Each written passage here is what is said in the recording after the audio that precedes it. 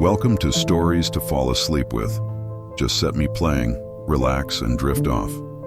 Maybe you'll dream about the story I'm telling you. Subscribe, and you'll end up with a library of stories to choose from. Comment to let me know where in the world you are. I love knowing that trivia.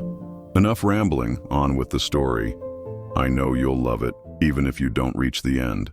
A Study in Scarlet, Chapter 1. Enter Sherlock Holmes in the year 1878. I took my degree of Doctor of Medicine of the University of London and proceeded to Netley to go through the course prescribed for surgeons in the army. Having completed my studies, there, I was duly attached to the 5th Northumberland Fusiliers as assistant surgeon.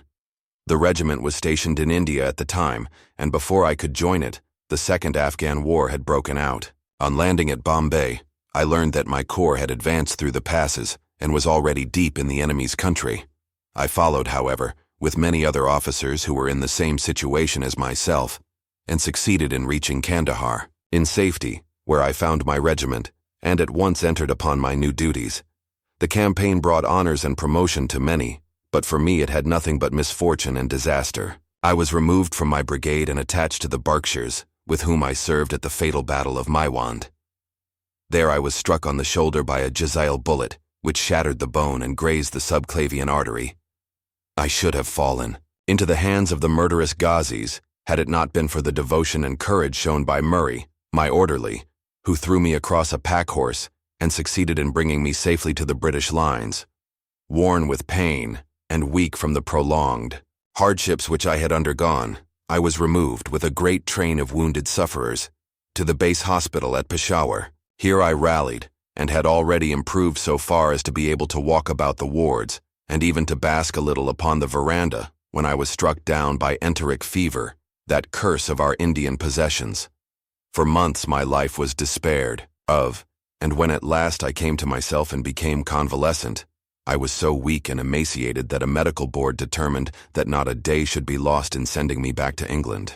I was dispatched accordingly in the troopship Orontes, and landed a month later on Portsmouth Jetty, with my health irretrievably ruined, but with permission from a paternal government to spend the next 9 months in attempting to improve it. I had neither kith nor kin in England, and was therefore as free as air, or as free as an income of 11 shillings and sixpence a day will permit a man to be.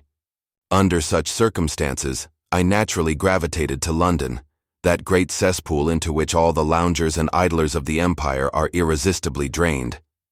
There I stayed for some time at a private hotel in the Strand, leading a comfortless, meaningless existence and spending such money as I had considerably more freely than I ought.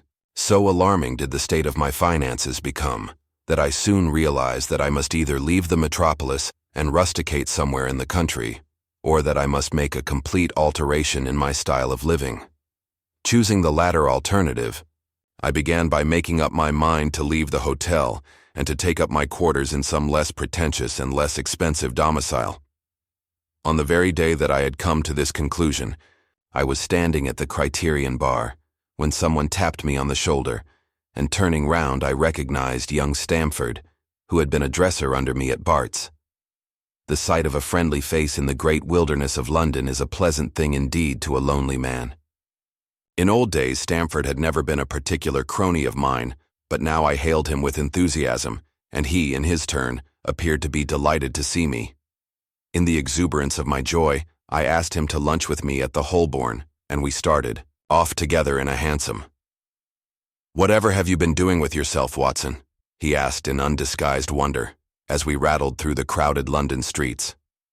"You are as thin as a lath and as brown as a nut." I gave him a short sketch of my adventures, and had hardly concluded it by the time that we reached our destination. "Poor devil," he said, commiseratingly, after he had listened to my misfortunes. "What are you up to now?" "Looking for lodgings," I answered. "Trying to solve the problem as to whether it is possible to get comfortable rooms at a reasonable price." "That's a strange thing," remarked my companion. "You are the second man today that has used that expression to me." "And who was the first?" I asked. "A fellow who was working at the chemical laboratory up at the hospital. He was bemoaning himself this morning because he could not get someone to go halves with him in some nice rooms which he had found, and which were too much for his purse." By Jove, I cried. If he really wants someone to share the rooms, and the expense, I am the very man for him. I should prefer having a partner to being alone. Young Stamford looked rather strangely at me over his wine glass. You don't know Sherlock Holmes yet, he said. Perhaps you would not care for him as a constant companion. Why, what is there against him? Oh, I didn't say there was anything against him. He is a little queer in his ideas, an enthusiast in some branches of science. As far as I know, he is a decent fellow enough. A medical student, I suppose? Said I. No, I have no idea what he intends to go in for. I believe he is well up in anatomy, and he is a first-class chemist. But, as far as I know, he has never taken out any systematic medical classes. His studies are very desultory and eccentric, but he has amassed a lot of out-of-the-way knowledge which would astonish his professors. Did you never ask him what he was going in for? I asked. No, he is not a man that it is easy to draw out, though he can be communicative enough when the fancy seizes him. I should like to meet him, I said. If I am to lodge with anyone, I should prefer a man of studious and quiet habits. I am not strong enough yet to stand much noise or excitement. I had enough of both in Afghanistan to last me for the remainder of my natural existence. How could I meet this friend of yours? He is sure to be at the laboratory, returned my companion. He either avoids the place for weeks or else he works there from morning to night. If you like, we shall drive round together after luncheon. Certainly, I answered, and the conversation drifted away into other channels. As we made our way to the hospital after leaving the Holborn, Stamford gave me a few more particulars about the gentleman whom I proposed to take as a fellow lodger. You mustn't blame me if you don't get on with him, he said. I know nothing more of him than I have learned from meeting him occasionally in the laboratory. You proposed this arrangement, so you must not hold me responsible. If we don't get on, it will be easy to part company, I answered. It seems to me, Stamford, I added, looking hard at my companion, that you have some reason for washing your hands of the matter. Is this fellow's temper so formidable, or what is it? Don't be mealy-mouthed about it. It is not easy to express the inexpressible, he answered with a laugh. Holmes is a little too scientific for my tastes. It approaches to cold-bloodedness. I could imagine his giving a friend a little pinch of the latest vegetable alkaloid. Not out of malevolence, you understand, but simply out of a spirit of inquiry in order to have an accurate idea of the effects. To do him justice, I think that he would take it himself with the same readiness. He appears to have a passion for definite and exact knowledge. Very right, too. Yes, but it may be pushed to excess when it comes to beating the subjects. In the dissecting rooms with a stick, it is certainly taking rather a bizarre shape. Beating the subjects? Yes, to verify how far bruises may be produced after death. I saw him at it with my own eyes. And yet you say he is not a medical student? No, heaven knows what the objects of his studies are. But here we are, and you must form your own impressions about him. As he spoke, we turned down a narrow lane and passed through a small side door, which opened into a wing of the great hospital. It was familiar ground to me, and I needed no guiding as we ascended the bleak stone staircase and made our way down the long corridor with its vista of whitewashed wall and dun-colored doors. Near the further end, a low-arched passage branched away from it and led to the chemical laboratory. This was a lofty chamber, lined and littered with countless bottles. Broad, low tables were scattered about, which bristled with retorts, test tubes, and little Bunsen lamps with their blue flickering flames. There was only one student in the room, who was bending over a distant table absorbed in his work. At the sound of our steps, he glanced round and sprang to his feet with a cry of pleasure. I found it! I've found it, he shouted to my companion, running towards us with a test tube in his hand. I have found a reagent which is precipitated by hemoglobin and by nothing else. Had he discovered a gold mine, greater delight could not have shone upon his features. Dr. Watson, Mr. Sherlock Holmes, said Stamford, introducing us. How are you? He said cordially, gripping my hand with a strength for which I should hardly have given him credit. You have been in Afghanistan, I perceive. How on earth did you know that? I asked in astonishment. Never mind, said he, chuckling to himself. The question now is about hemoglobin. No doubt you see the significance of this discovery of mine. It is interesting, chemically no doubt, I answered. But practically, Why, man, it is the most practical medico-legal discovery for years. Don't you see that it gives us an infallible test for bloodstains? Come over here. Now." He seized me by the coat sleeve in his eagerness and drew me over to the table at which he had been working. "Let us have some fresh blood," he said, digging a long bodkin into his finger and drawing off the resulting drop of blood in a chemical pipette. "Now I add this small quantity of blood to a liter of water. You perceive that the resulting mixture has the appearance of pure water. The proportion of blood cannot be more than 1 in a million. I have no doubt, however, that we shall be able to obtain the characteristic reaction." As he spoke, he threw into the vessel a few white crystals and then added some drops of a transparent fluid. In an instant, the contents assumed a dull mahogany color, and a brownish dust was precipitated to the bottom of the glass jar. "Ha, ha, ha, ha," he cried, clapping his hands and looking as delighted as a child with a new toy. "What do you think of that?" "It seems to be a very delicate test," I remarked. "Beautiful, beautiful." The old Guiacum test was very clumsy and uncertain. So is the microscopic examination for blood corpuscles. The latter is valueless if the stains are a few hours old. Now, this appears to act as well whether the blood is old or new. Had this test been invented, there are hundreds of men now walking the earth who would long ago have paid the penalty of their crimes. "Indeed," I murmured. "Criminal cases are continually hinging upon that one point. A man is suspected of a crime months perhaps after it has been committed. His linen or clothes are examined, and brownish stains discovered upon them. Are they blood stains, or mud stains, or rust stains, or fruit stains, or what are they? That is a question which has puzzled many an expert, and why? Because there was no reliable test. Now we have the Sherlock Holmes test, and there will no longer be any difficulty." His eyes fairly glittered as he spoke, and he put his hand over his heart and bowed as if to some applauding crowd conjured up by his imagination. "You are to be congratulated," I remarked, considerably surprised at his enthusiasm. "There was the case of von Bischoff at Frankfurt last year. He would certainly have been hung had this test been in existence. Then there was Mason of Bradford, and the notorious Muller, and Lefebvre of Montpellier, and Sampson of New Orleans. I could name a score of cases in which it would have been decisive." "You seem to be a walking calendar of crime," said Stamford, with a laugh. "You might start a paper on those lines, call it the police news of the past."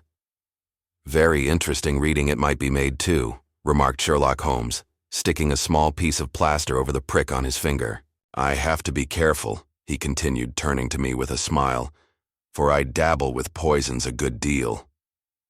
He held out his hand as he spoke, and I noticed that it was all mottled over with similar pieces of plaster and discolored with strong acids.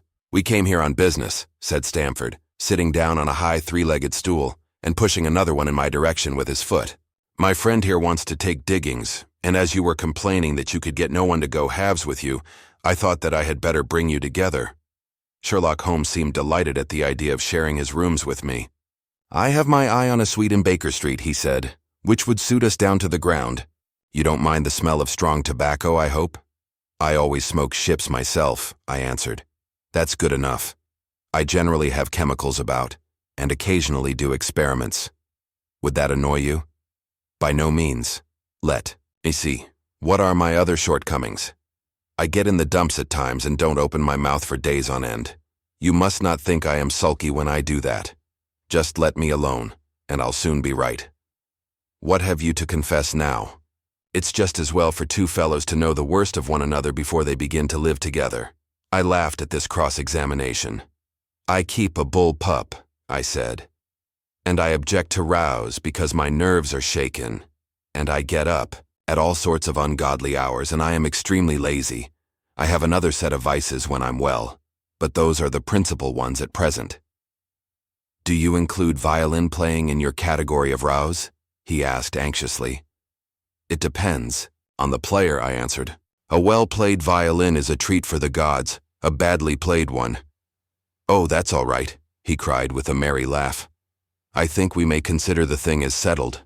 That is, if the rooms are agreeable to you. When shall we see them?" "Call for me here at noon tomorrow and we'll go together and settle everything," he answered. All right. Noon exactly, said I, shaking his hand. We left him working among his chemicals and we walked together towards my hotel. By the way, I asked suddenly, stopping and turning upon Stamford, how the deuce? Did he know that I had come from Afghanistan? My companion smiled an enigmatical smile. That's just his little peculiarity, he said. A good many people have wanted to know how he finds things out. Oh, a mystery, is it? I cried, rubbing my hands. This is very piquant. I am much obliged to you for bringing us together. The proper study of mankind is man, you know. You must study him then, Stamford said as he bade me goodbye. You'll find him a knotty problem, though. I'll wager he learns more about you than you about him. Goodbye. Goodbye, I answered, and strolled onto my hotel, considerably interested in my new acquaintance. Chapter 2: The Science of Deduction. We met next day as he had arranged, and inspected the rooms at number 221B Baker Street, of which he had spoken at our meeting. They consisted of a couple of comfortable bedrooms and a single large airy sitting room, cheerfully furnished and illuminated by 2 broad windows. So desirable in every way were the apartments, and so moderate did the terms seem when divided between us, that the bargain was concluded upon the spot, and we at once entered into possession. That very evening, I moved my things round from the hotel, and on the following morning Sherlock Holmes followed me with several boxes and portmanteaus. For a day or two we were busily employed in unpacking and laying out our property to the best advantage. That done, we gradually began to settle down and to accommodate ourselves to our new surroundings. Holmes was certainly not a difficult man to live with. He was quiet in his ways, and his habits were regular.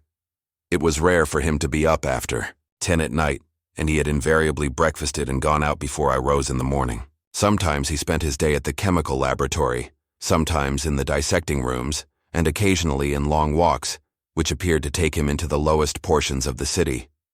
Nothing could exceed his energy, when the working fit was upon him. But now and again a reaction would seize him, and for days on end he would lie upon the sofa in the sitting room, hardly uttering a word or moving a muscle from morning to night. On these occasions I have noticed such a dreamy, vacant expression in his eyes, that I might have suspected him of being addicted to the use of some narcotic, had not the temperance and cleanliness of his whole life forbidden such a notion. The weeks went by. My interest in him and my curiosity as to his aims in life gradually deepened and increased. His very person and appearance were such as to strike the attention of the most casual observer. In height, he was rather over 6 feet, and so excessively lean that he seemed to be considerably taller. His eyes were sharp and piercing, save during those intervals of torpor to which I have alluded, and his thin, hawk-like nose gave his whole expression an air of alertness and decision.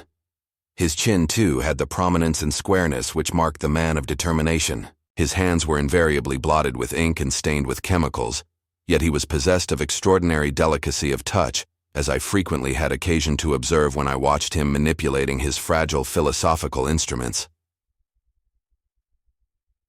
The reader may set me down as a hopeless busybody when I confess how much this man stimulated my curiosity, and how often I endeavored to break through the reticence which he showed on all that concerned himself. Before pronouncing judgment, however, be it remembered how objectless was my life and how little there was to engage my attention. My health forbade me from venturing out unless the weather was exceptionally genial, and I had no friends who would call upon me and break the monotony of my daily existence. Under these circumstances, I eagerly hailed the little mystery which hung around my companion, and spent much of my time in endeavoring to unravel it. He was not studying medicine. He had himself, in reply to a question, confirmed Stamford's opinion upon that point.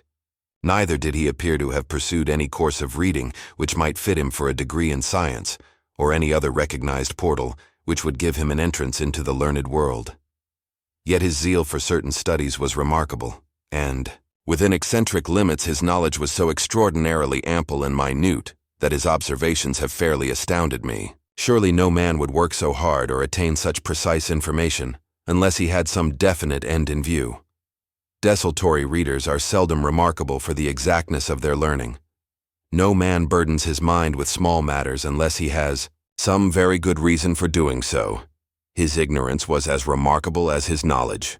Of contemporary literature, philosophy, and politics he appeared to know next to nothing. Upon my quoting Thomas Carlyle, he inquired in the naivest way who he might be and what he had done.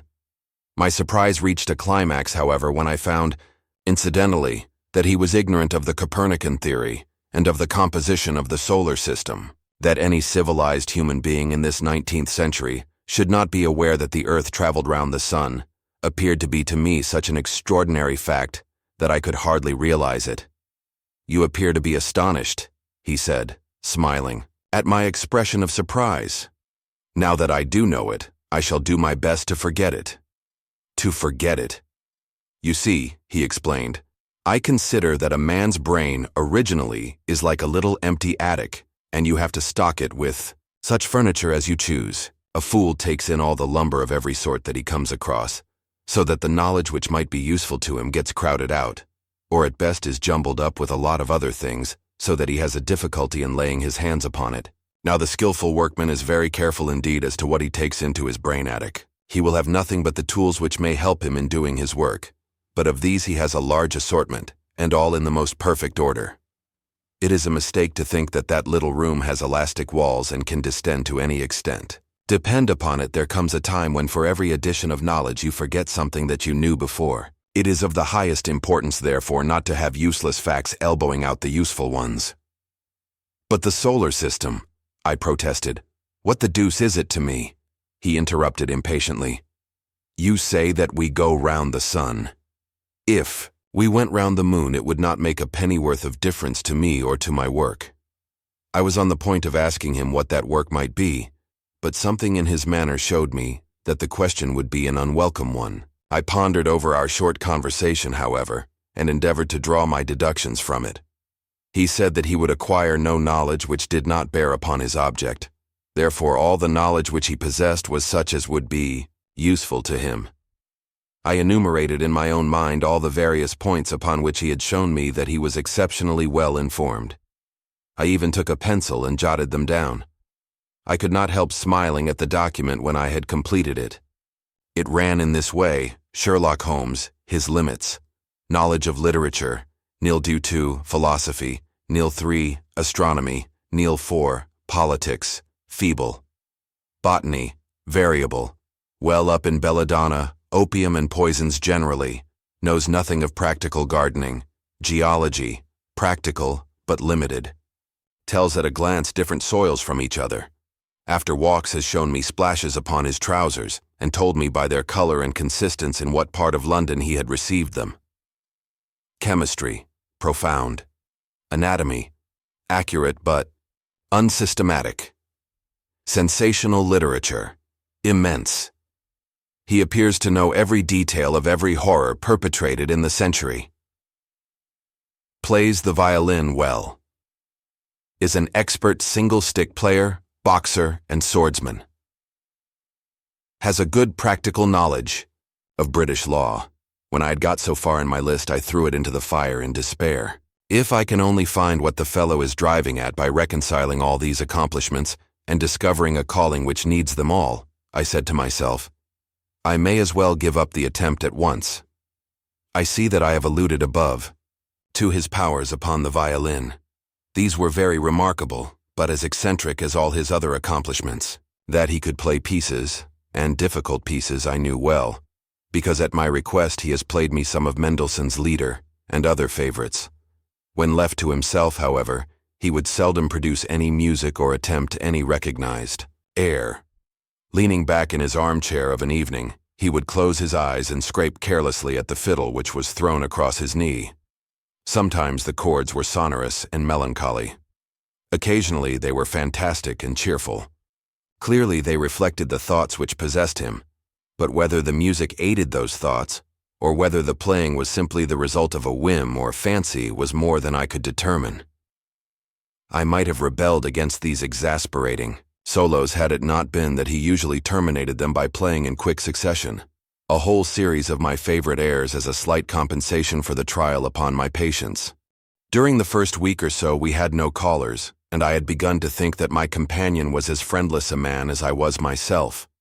Presently, however, I found that he had many acquaintances, and those in the most different classes of society. There was one little sallow, rat-faced, dark-eyed fellow who was introduced to me as Mr. Lestrade, and who came 3 or 4 times in a single week. One morning, a young girl called, fashionably dressed, and stayed for half an hour or more. The same afternoon brought a gray-headed, seedy visitor, looking like a Jew peddler, who appeared to me to be much excited, and who was closely followed by a slipshod elderly woman. On another occasion, an old white-haired gentleman had an interview with my companion, and on another, a railway porter in his velveteen uniform. When any of these nondescript individuals put in an appearance, Sherlock Holmes used to beg for the use of the sitting room, and I would retire to my bedroom. He always apologized to me for putting me to this inconvenience. "I have to use this room as a place of business," he said, "and these people are my clients." Again, I had an opportunity of asking him a point-blank question, and again my delicacy prevented me from forcing another man to confide in me. I imagined at the time that he had some strong reason for not alluding to it, but he soon dispelled the idea by coming round to the subject of his own accord. It was upon the 4th of March, as I have good reason to remember, that I rose somewhat earlier than usual, and found that Sherlock Holmes had not yet finished his breakfast. The landlady had become so accustomed to my late habits that my place had not been laid, nor my coffee prepared. With the unreasonable petulance of mankind, I rang the bell and gave a curt intimation that I was ready. Then I picked up a magazine from the table and attempted to while away the time with it, while my companion munched silently at his toast. One of the articles had a pencil mark at the heading, and I naturally began to run my eye through it. Its somewhat ambitious title was The Book of Life, and it attempted to show how much an observant man might learn by an accurate and systematic examination of all that came in his way. It struck me as being a remarkable mixture of shrewdness and of absurdity. The reasoning was close and intense, but the deductions appeared to me to be far-fetched and exaggerated. The writer claimed by a momentary expression, a twitch of a muscle or a glance of an eye, to fathom a man's inmost thoughts. Deceit, according to him, was an impossibility in the case of one trained to observation and analysis.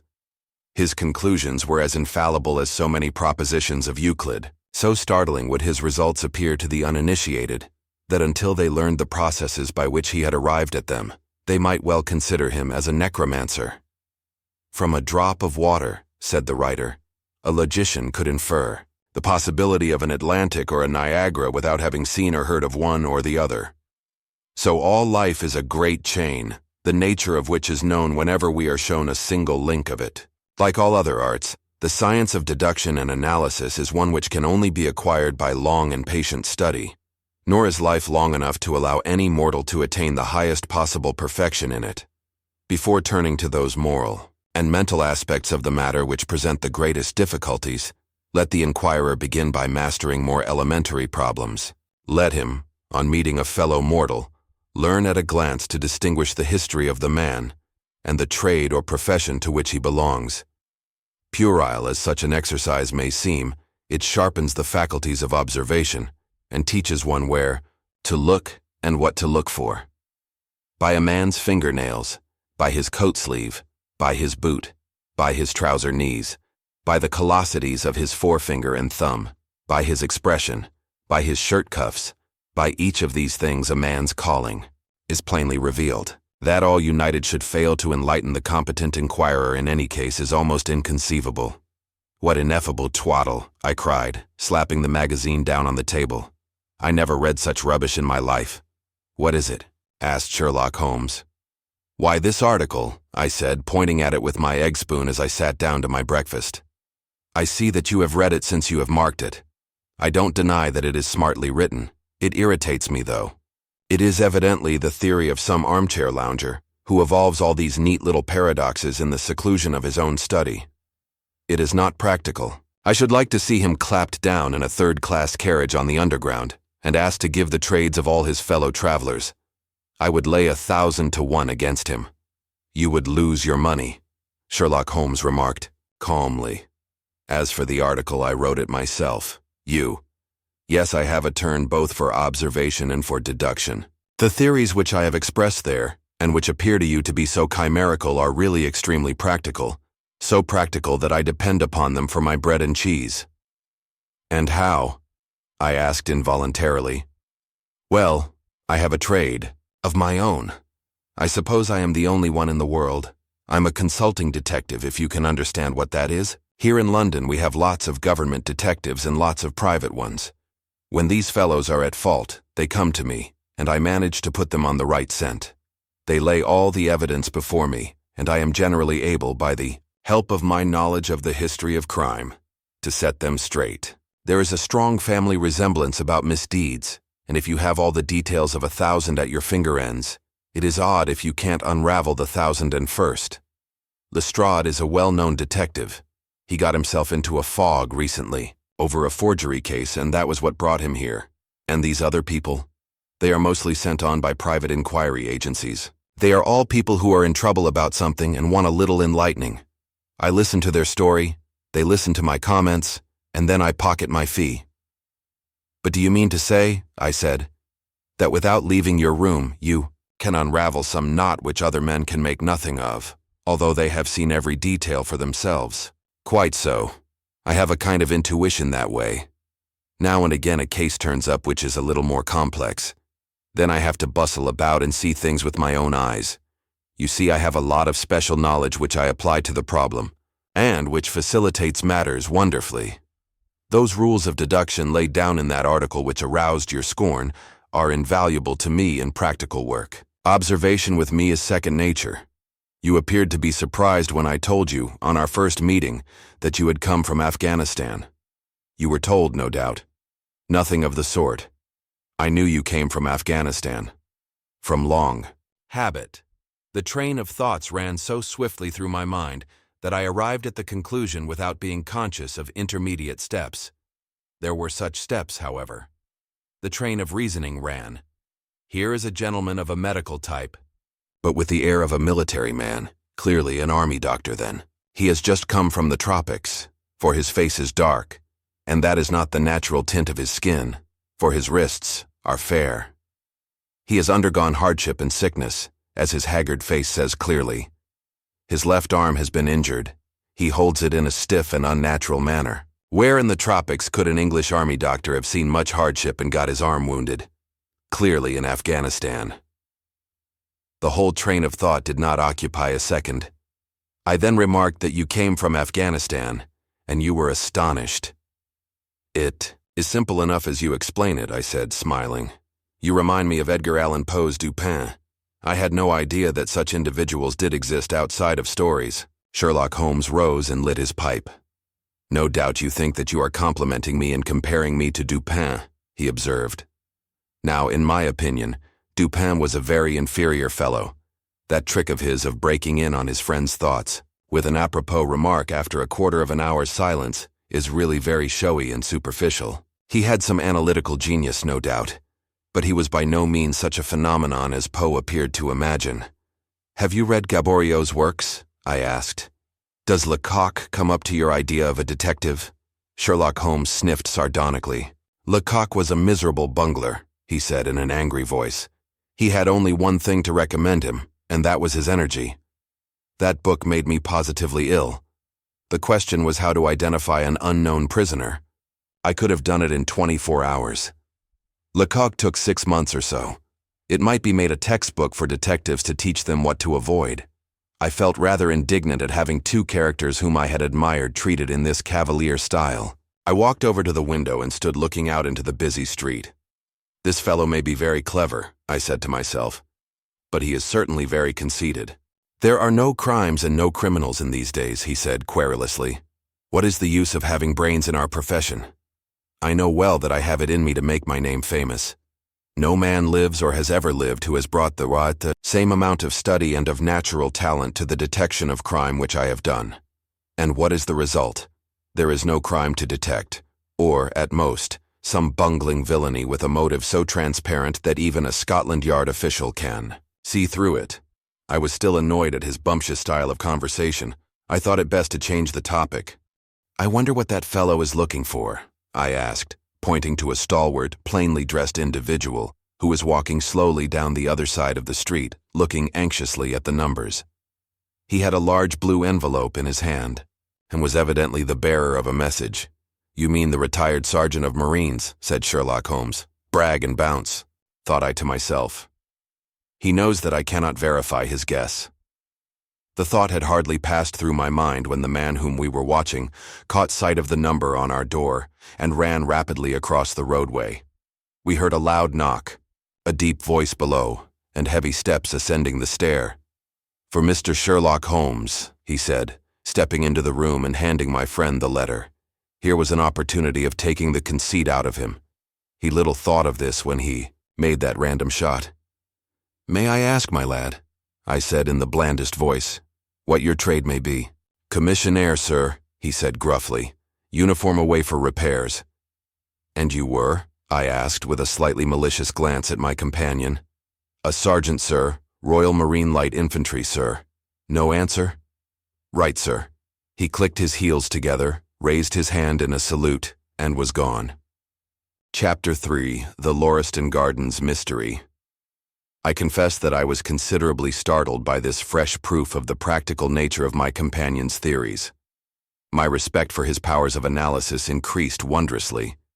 There still remained some lurking suspicion in my mind, however, that the whole thing was a prearranged episode, intended to dazzle me, though what earthly object he could have in taking me in was past my comprehension. When I looked at him, he had finished reading the note, and his eyes had assumed the vacant, lackluster expression which showed mental abstraction. "How in the world did you deduce that?" I asked. "Deduce what?" said he petulantly. "Why, that he was a retired sergeant of Marines." "I have no time for trifles," he answered brusquely. Then with a smile, "Excuse my rudeness.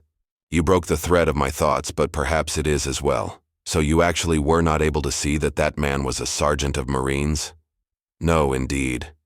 It was easier to know it than to explain why I knew it. If you were asked to prove that 2 and 2 made 4, you might find some difficulty, and yet you are quite sure of the fact. Even across the street I could see a great blue anchor tattooed on the back of the fellow's hand. That smacked of the sea.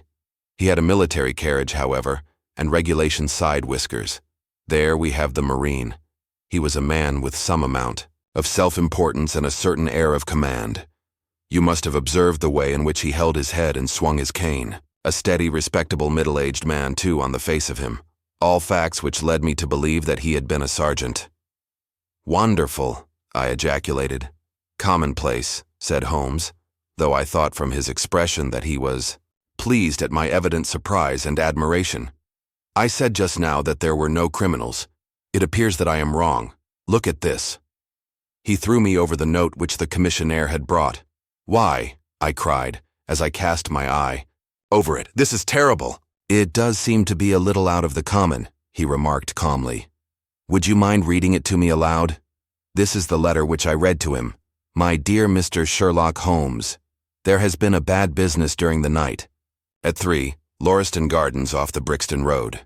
Our man on the beat saw a light there about 2 in the morning, and as the house was an empty one, suspected that something was amiss. He found the door open, and in the front room, which is bare of furniture, discovered the body of a gentleman, well dressed, and having cards in his pocket bearing the name of Enoch J. Drebber, Cleveland, Ohio, USA. There had been no robbery, nor is there any evidence as to how the man met his death. There are marks of blood in the room, but there is no wound upon his person. We are at a loss as to how he came into the empty house. Indeed, the whole affair is a puzzler. If you can come round to the house any time before 12, you will find me there. I have left everything in statu quo until I hear from you. If you are unable to come, I shall give you fuller details, and would esteem it a great kindness if you would favor me with your opinion. Yours, faithfully, Tobias Gregson." "Gregson is the smartest of the Scotland Yarders," my friend remarked. "He and Lestrade are the pick of a bad lot. They are both quick and energetic but conventional, shockingly so. They have their knives into one another, too. They are as jealous as a pair of professional beauties. There will be some fun over this case if they are both put upon the scent." I was amazed at the calm way in which he rippled on. "Surely, "There is not a moment to be lost," I cried. "Shall I go and order you a cab?" "I'm not sure about whether I shall go. I am the most incurably lazy devil that ever stood in shoe leather. That is, when the fit is on me, for I can be spry enough at times. Why, it is just such a chance as you have been longing for."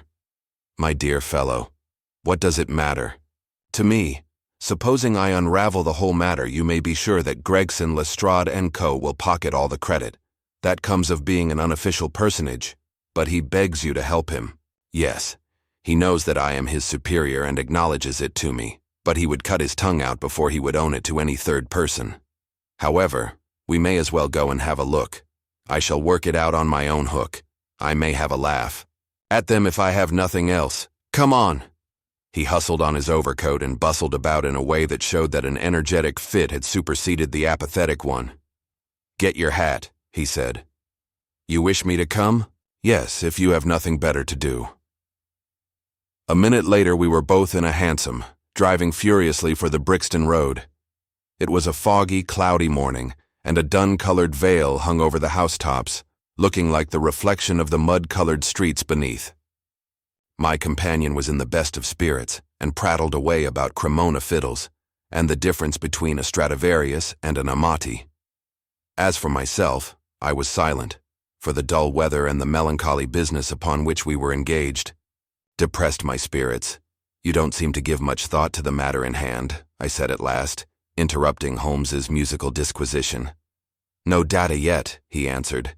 "It is a capital mistake to theorize before you have all the evidence. It biases the judgment." "You will have your data soon," I remarked, pointing with my finger. "This is the Brixton Road, and that is the house, if I am not very much mistaken." "So it is. Stop, driver, stop." We were still 100 yards or so from it, but he insisted upon our alighting, and we finished our journey upon foot. Number 3. Lauriston Gardens wore an ill-omened and minatory look.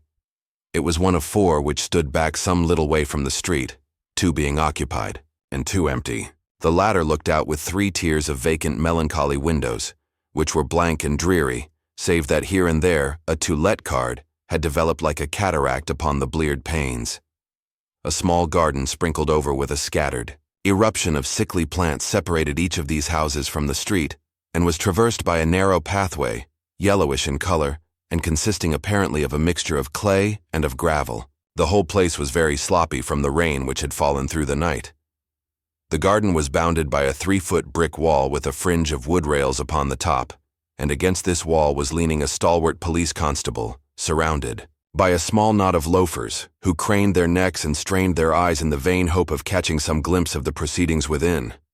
I had imagined that Sherlock Holmes would at once have hurried into the house and plunged into a study of the mystery.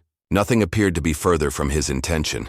With an air of nonchalance which, under the circumstances, seemed to me to border upon affectation, he lounged up and down the pavement and gazed vacantly at the ground, the sky, the opposite houses, and the line of railings.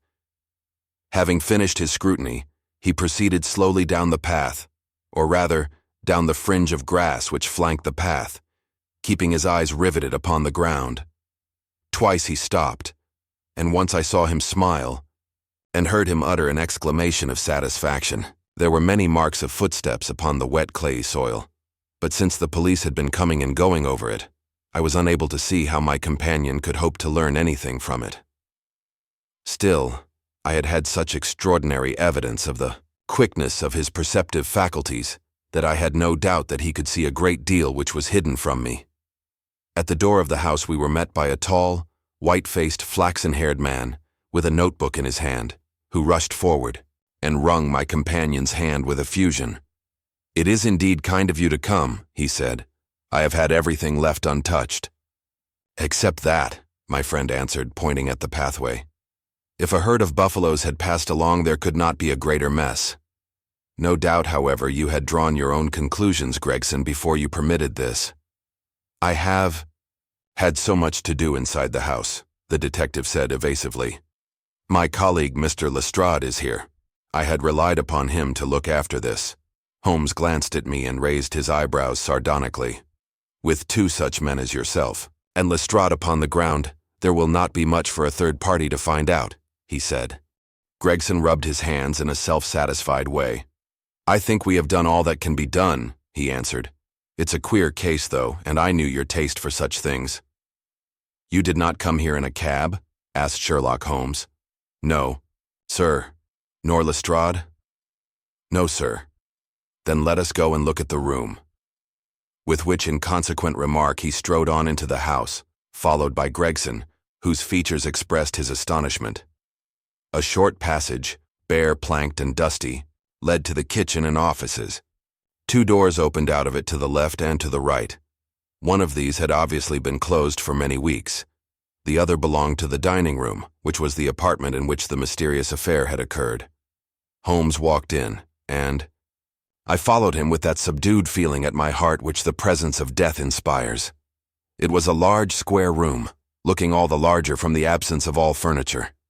A vulgar flaring paper adorned the walls, but it was blotched in places with mildew, and here and there great strips had become detached and hung down, exposing the yellow plaster beneath. Opposite the door was a showy fireplace, surmounted by a mantelpiece of imitation white marble. On one corner of this was stuck the stump of a red wax candle. The solitary window was so dirty that the light was hazy and uncertain, giving a dull gray tinge to everything, which was intensified by the thick layer of dust which coated the whole apartment. All these details I observed afterwards. At present, my attention was centered upon the single grim, motionless figure which lay stretched upon the boards, with vacant, sightless eyes staring up at the discolored ceiling. It was that of a man about 43 or 44 years of age, middle-sized, broad-shouldered, with crisp curling black hair and a short stubbly beard. He was dressed in a heavy broadcloth frock coat and waistcoat, with light-colored trousers and immaculate collar and cuffs. A top hat, well-brushed and trim, was placed upon the floor beside him. His hands were clenched and his arms thrown abroad, while his lower limbs were interlocked as though his death struggle had been a grievous one. On his rigid face there stood an expression of horror, and as it seemed to me, of hatred, such as I have never seen upon human features. This malignant and terrible contortion, combined with the low forehead, blunt nose, and prognathous jaw, gave the dead man a singularly simious and ape-like appearance, which was increased by his writhing, unnatural posture. I have seen death in many forms, but never has it appeared to me in a more fearsome aspect than in that dark, grimy apartment, which looked out upon one of the main arteries of suburban London. Lestrade, lean and ferret-like as ever, was standing by the doorway and greeted my companion and myself. "This case will make a stir, sir," he remarked. "It beats anything I have seen, and I am no chicken." "There is no clue?" said Gregson. "None at all," chimed in Lestrade. Sherlock Holmes approached the body, and kneeling down, examined it intently. "You are sure that there is no wound?" he asked, pointing to numerous gouts and splashes of blood which lay. "All round. Positive," cried both detectives. "Then, of course, this blood belongs to a second individual, presumably the murderer, if murder has been committed. It reminds me of the circumstances attendant on the death of Van Jansen in Utrecht in the year 34. Do you remember the case, Gregson?" "No, sir." "Read it up. You really should. There is nothing new under the sun. It has all been done before." As he spoke, his nimble fingers were flying here, there, and everywhere, feeling, pressing, unbuttoning, examining, while his eyes wore the same faraway expression which I have already remarked upon. So swiftly was the examination made that one would hardly have guessed the minuteness with which it was conducted. Finally, he sniffed the dead man's lips, and then glanced at the soles of his patent leather boots. "He has not been moved at all?" he asked. "No more than was necessary for the purposes of our examination. You can take him to the mortuary now," he said. "There is nothing more to be learned." Gregson had a stretcher and 4 men at hand. At his call, they entered the room, and the stranger was lifted and carried out. As they raised him, a ring tinkled down and rolled across the floor. Lestrade grabbed it up and stared at it with mystified eyes. "There's been a woman here," he cried. "It's a woman's wedding ring." He held it out as he spoke upon the palm of his hand. We all gathered round him and gazed at it, There could be no doubt that that circlet of plain gold had once adorned the finger of a bride. "This complicates matters," said Gregson. "Heaven knows, they were complicated enough before." "You're sure it doesn't simplify them?" observed Holmes. "There's nothing to be learned by staring at it. What did you find in his pockets?" "We have it all here," said Gregson, pointing to a litter of objects upon one of the bottom steps of the stairs. "A gold watch, no. 963 by Barraud of London. Gold Albert chain, very heavy and solid. Gold ring with Masonic device. Gold pin, bulldog's head, with rubies as eyes. Russian leather card case, with cards of Enoch J. Drebber of Cleveland, corresponding with the EJD upon the linen. No purse but loose money to the extent of £7.13. Pocket edition of Boccaccio's Decameron, with name of Joseph Stangerson upon the flyleaf. 2 letters, one addressed to E.J. Drebber and one to Joseph Stangerson. At what address? American Exchange Strand, to be left till called for. They are both from the Guion Steamship Company and refer to the sailing of their boats from Liverpool. It is clear that this unfortunate man was about to return to New York.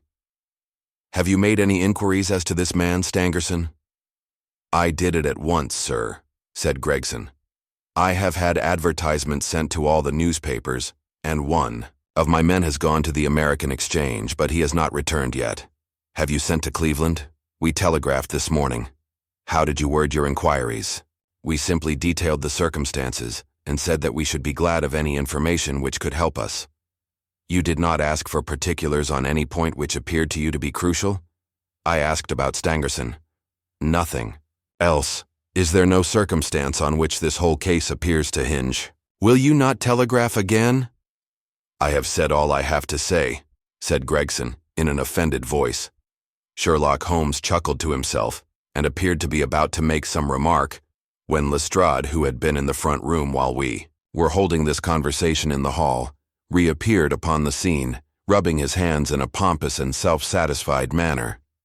Mr. Gregson, he said, I have just made a discovery of the highest importance, and one which would have been overlooked had I not made a careful examination of the walls. The little man's eyes sparkled as he spoke, and he was evidently in a state of suppressed exultation at having scored a point against his colleague. Come here, he said, bustling back into the room, the atmosphere of which felt clearer since the removal of its ghastly inmate. Now stand there. He struck a match on his boot and held it up against the wall. Look at that, he said triumphantly. I have remarked that the paper had fallen away in parts. In this particular corner of the room, a large piece had peeled off, leaving a yellow square of coarse plastering. Across this bare space there was scrawled in blood-red letters a single word. Raish. What do you think of that? Cried the detective, with the air of a showman exhibiting his show. This was overlooked because it was in the darkest corner of the room, and no one thought of looking there. The murderer has written it with his or her own blood. See this smear where it has trickled down the wall? That disposes of the idea of suicide anyhow. Why was that corner chosen to write it on? I will tell you. See that candle on the mantelpiece? It was lit at the time, and if it was lit, this corner would be the brightest instead of the darkest portion of the wall. And what does it mean now that you have found it? Asked Gregson in a depreciatory voice. Mean? Why, it means that the writer was going to put the female name Rachel, but was disturbed before he or she had time to finish. You mark my words. When this case comes to be cleared up, you will find that a woman named Rachel has something to do with it. It's all very well for you to laugh, Mr. Sherlock Holmes. You may be very smart and clever, but the old hound is the best when all is said and done. I really beg your pardon, said my companion, who had ruffled the little man's temper by bursting into an explosion of laughter. You certainly have the credit of being the first of us to find this out, and as you say, it bears every mark of having been written by the other participant in last night's mystery. I have not had time to examine this room yet, but with your permission, I shall do so now. As he spoke, he whipped a tape measure and a large round magnifying glass from his pocket. With these two implements, he trotted noiselessly about the room, sometimes stopping, occasionally kneeling, and once lying flat upon his face.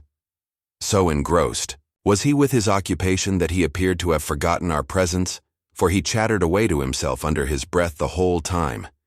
keeping up a running fire of exclamations, groans, whistles, and little cries, suggestive of encouragement and of hope. As I watched him, I was irresistibly reminded of a pure-blooded, well-trained foxhound as it dashes backwards and forwards through the covert, whining in its eagerness until it comes across the lost scent. For 20 minutes or more, he continued his researches, measuring with the most exact care the distance between marks which were entirely invisible to me, and occasionally applying his tape to the walls in an equally incomprehensible manner. In one place he gathered up very carefully a little pile of gray dust from the floor and packed it away in an envelope. Finally, he examined with his glass the word upon the wall, going over every letter of it with the most minute exactness. This done, he appeared to be satisfied, for he replaced his tape and his glass in his pocket. "They say that genius is an infinite capacity for taking pains," he remarked with a smile. "It's a very bad definition, but it does apply to detective work." Gregson and Lestrade had watched the maneuvers of their amateur companion with considerable curiosity and some contempt. They evidently failed to appreciate the fact, which I had begun to realize, that Sherlock Holmes's smallest actions were all directed towards some definite and practical end. "What do you think of it, sir?"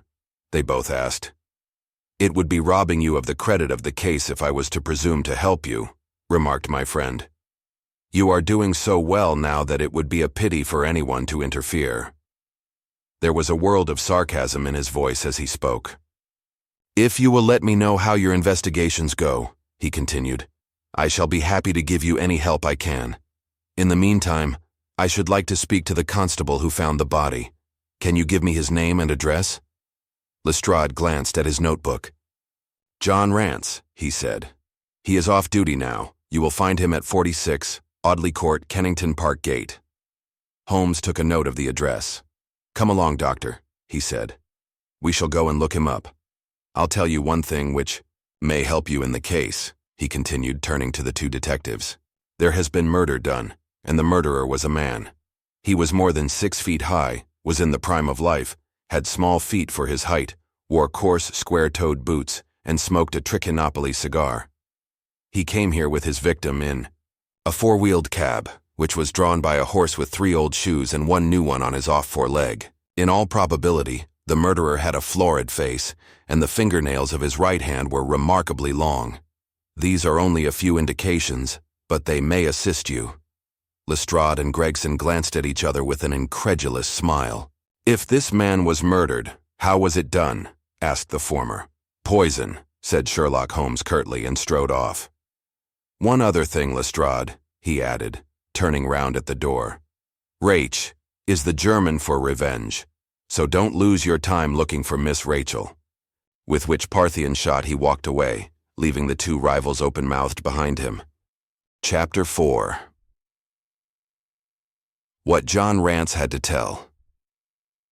It was 1 o'clock when we left number 3 Lauriston Gardens.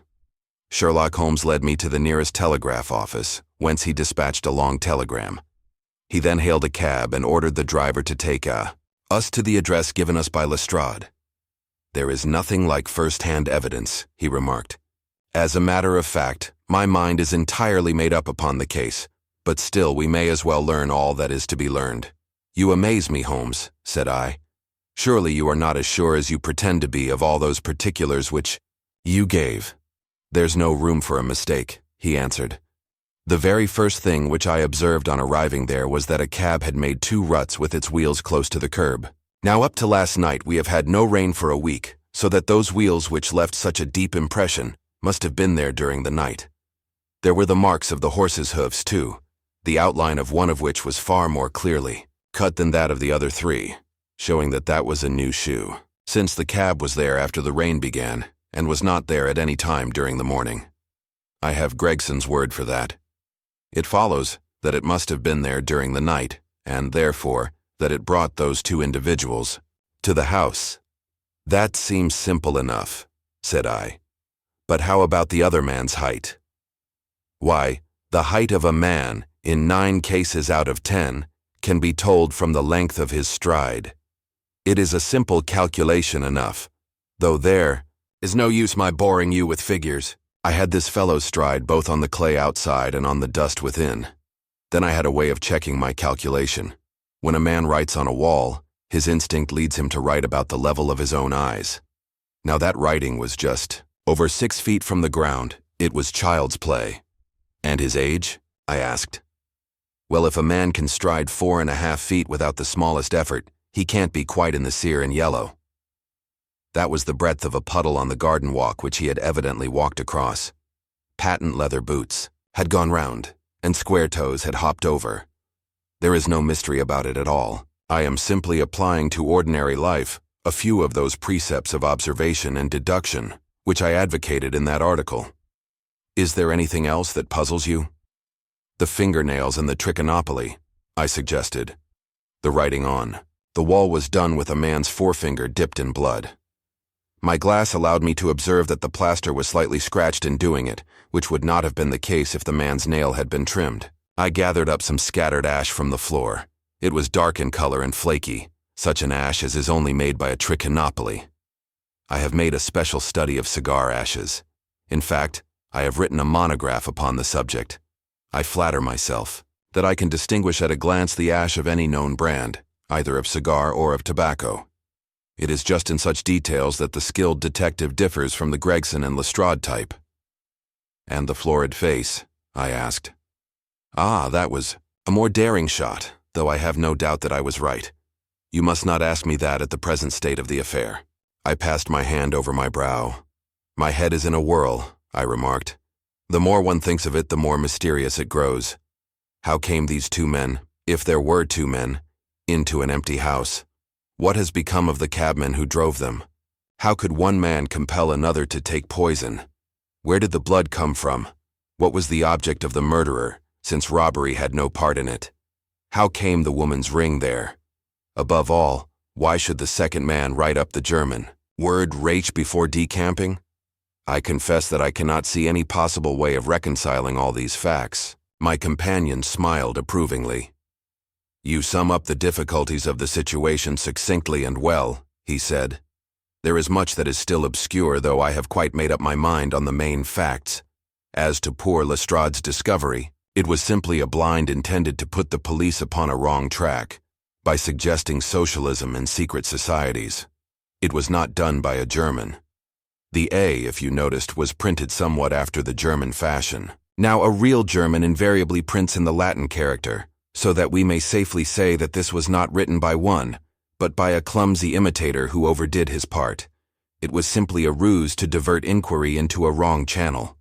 I'm not going to tell you much more of the case, Doctor. You know a conjurer gets no credit when once he has explained his trick, and if I show you too much of my method of working, you will come to the conclusion that I am a very ordinary individual after all. I shall never do that, I answered. You have brought detection as near an exact science as it ever will be brought in this world. My companion flushed up with pleasure at my words, and the earnest way in which I uttered them. I had already observed that he was as sensitive to flattery on the score of his art as any girl could be of her beauty. I'll tell you one other thing, he said. Patent leathers and square toes came in the same cab, and they walked down the pathway together as friendly as possible, arm in arm, in all probability. When they got inside, they walked up and down the room, or rather, patent leathers stood still while square toes walked up and down. I could read all that in the dust, and I could read that as he walked he grew more and more excited. That is shown by the increased length of his strides. He was talking all the while and working himself up, no doubt, into a fury. Then the tragedy occurred. I've told you all I know myself now, for the rest is mere surmise and conjecture. We have a good working basis, however, on which to start. We must hurry up, for I want to go to Halley's concert to hear Norman Neruda this afternoon. This conversation had occurred while our cab had been threading its way through a long succession of dingy streets and dreary byways. In the dingiest and dreariest of them, our driver suddenly came to a stand. "That's Audley Court in there," he said, pointing to a narrow slit in the line of dead-colored brick. "You'll find me here when you come back." Audley Court was not an attractive locality. The narrow passage led us into a quadrangle paved with flags and lined by sordid dwellings. We picked our way among groups of dirty children, and through lines of discolored linen, until we came to number 46, the door of which was decorated with a small slip of brass on which the name Rance was engraved. On inquiry, we found that the constable was in bed, and we were shown into a little front parlor to await his coming. He appeared presently, looking a little irritable at being disturbed in his slumbers. "I made my report at the office," he said. Holmes took a half-sovereign from his pocket and played with it pensively. "We thought that we should like to hear it all from your own lips," he said. "I shall be most happy to tell you anything." "I can," the constable answered with his eyes upon the little golden disc. "Just let us hear it all in your own way as it occurred." Rance sat down on the horsehair sofa and knitted his brows as though determined not to omit anything in his narrative. "I'll tell it ye from the beginning," he said. "My time is from 10 at night to 6 in the morning. At 11 there was a fight at the White Hart, but bar that all was quiet enough on the beat. At 1 o'clock it began to rain, and I met Harry Murcher, him who has the Holland Grove beat, and we stood together at the corner of Henrietta Street a-talkin'. Presently, maybe about 2 or a little after, I thought I would take a look round and see that all was right down the Brixton Road. It was precious dirty and lonely. Not a soul did I meet all the way down, though a cab or two went past me. I was a-strollin' down, thinkin' between ourselves how uncommon handy a 4 of gin hot would be, when suddenly the glint of a light caught my eye in the window of that same house. Now I knew that them 2 houses in Lauriston Gardens was empty on account of him that owns them who won't have the drains seen to, though the very last tenant what lived in one of them died of typhoid fever. I was knocked all in a heap therefore at seeing a light in the window, and I suspected as something was wrong. When I got to the door, you stopped, and then walked back to the garden gate," my companion interrupted. "What did you, do that for?" Rance gave a violent jump and stared at Sherlock Holmes with the utmost amazement upon his features. "Why, that's true, sir," he said. "Though how you come to know it, heaven only knows. You see, when I got up to the door, it was so still and so lonesome that I thought I'd be none the worse for someone with me. I ain't afeard of anything on this side of the grave, but I thought that maybe it was him that died of the typhoid inspecting the drains what killed him. The thought gave me a kind of turn, and I walked back to the gate to see if I could see Murcher's lantern, but there wasn't no sign of him nor of anyone else." "There was no one in the street?" "Not a living soul, sir, nor as much as a dog. Then I pulled myself together and went back and pushed the door open. All was quiet inside, so I went into the room where the light was a-burnin'. There was a candle flickerin' on the mantelpiece, a red wax one, and by its light I saw— Yes, I know all that you saw. You walked round the room several times, and you knelt down by the body, and then you walked through and tried the kitchen door, and then—" John Rance sprang to his feet with a frightened face and suspicion in his eyes. "Where was you?" "Hid to see all that?" he cried. "It seems to me that you knows a deal more than you should." Holmes laughed and threw his card across the table to the constable. "Don't get arresting me for the murder," he said. "I am one of the hounds and not the wolf. Mr. Gregson or Mr. Lestrade will answer for that. Go on, though. What did you do next?" Rance resumed his seat, without, however, losing his mystified expression. "I went back to the gate and sounded my whistle. That brought Murcher and 2 more to the spot." "Was the street empty then?" "Well, it was, as far as anybody that could be of any good goes." "What do you mean?" The constable's features broadened into a grin. "I've seen many a drunk chap in my time," he said, "but never anyone so cryin' drunk as that cove. He was at the gate when I came out, a-leanin' up agin the railings and a-singin' at the pitch of his lungs about Columbine's new-fangled banner or some such stuff. He couldn't stand, far less help." "What sort of a man was he?" asked Sherlock Holmes. John Rance appeared to be somewhat irritated at this digression. "He was an uncommon drunk sort of man," he said. "He'd have found hisself in the station if we hadn't been so took up. His face, his dress, didn't—" "You notice them?" Holmes broke in impatiently. "I should think I did notice them, seeing that I had to prop him up, me and Murcher between us. He was a long chap, with a red face, the lower part muffled round." "That will do," cried Holmes. "What became of him?" "We'd enough to do without looking after him," the policeman said, in an aggrieved voice. "I'll wager he found his way home all right." "How was he dressed?" "A brown overcoat. Had he a whip in his hand? A whip? No. He must have left it behind, muttered my companion. You didn't happen to see or hear a cab after that? No.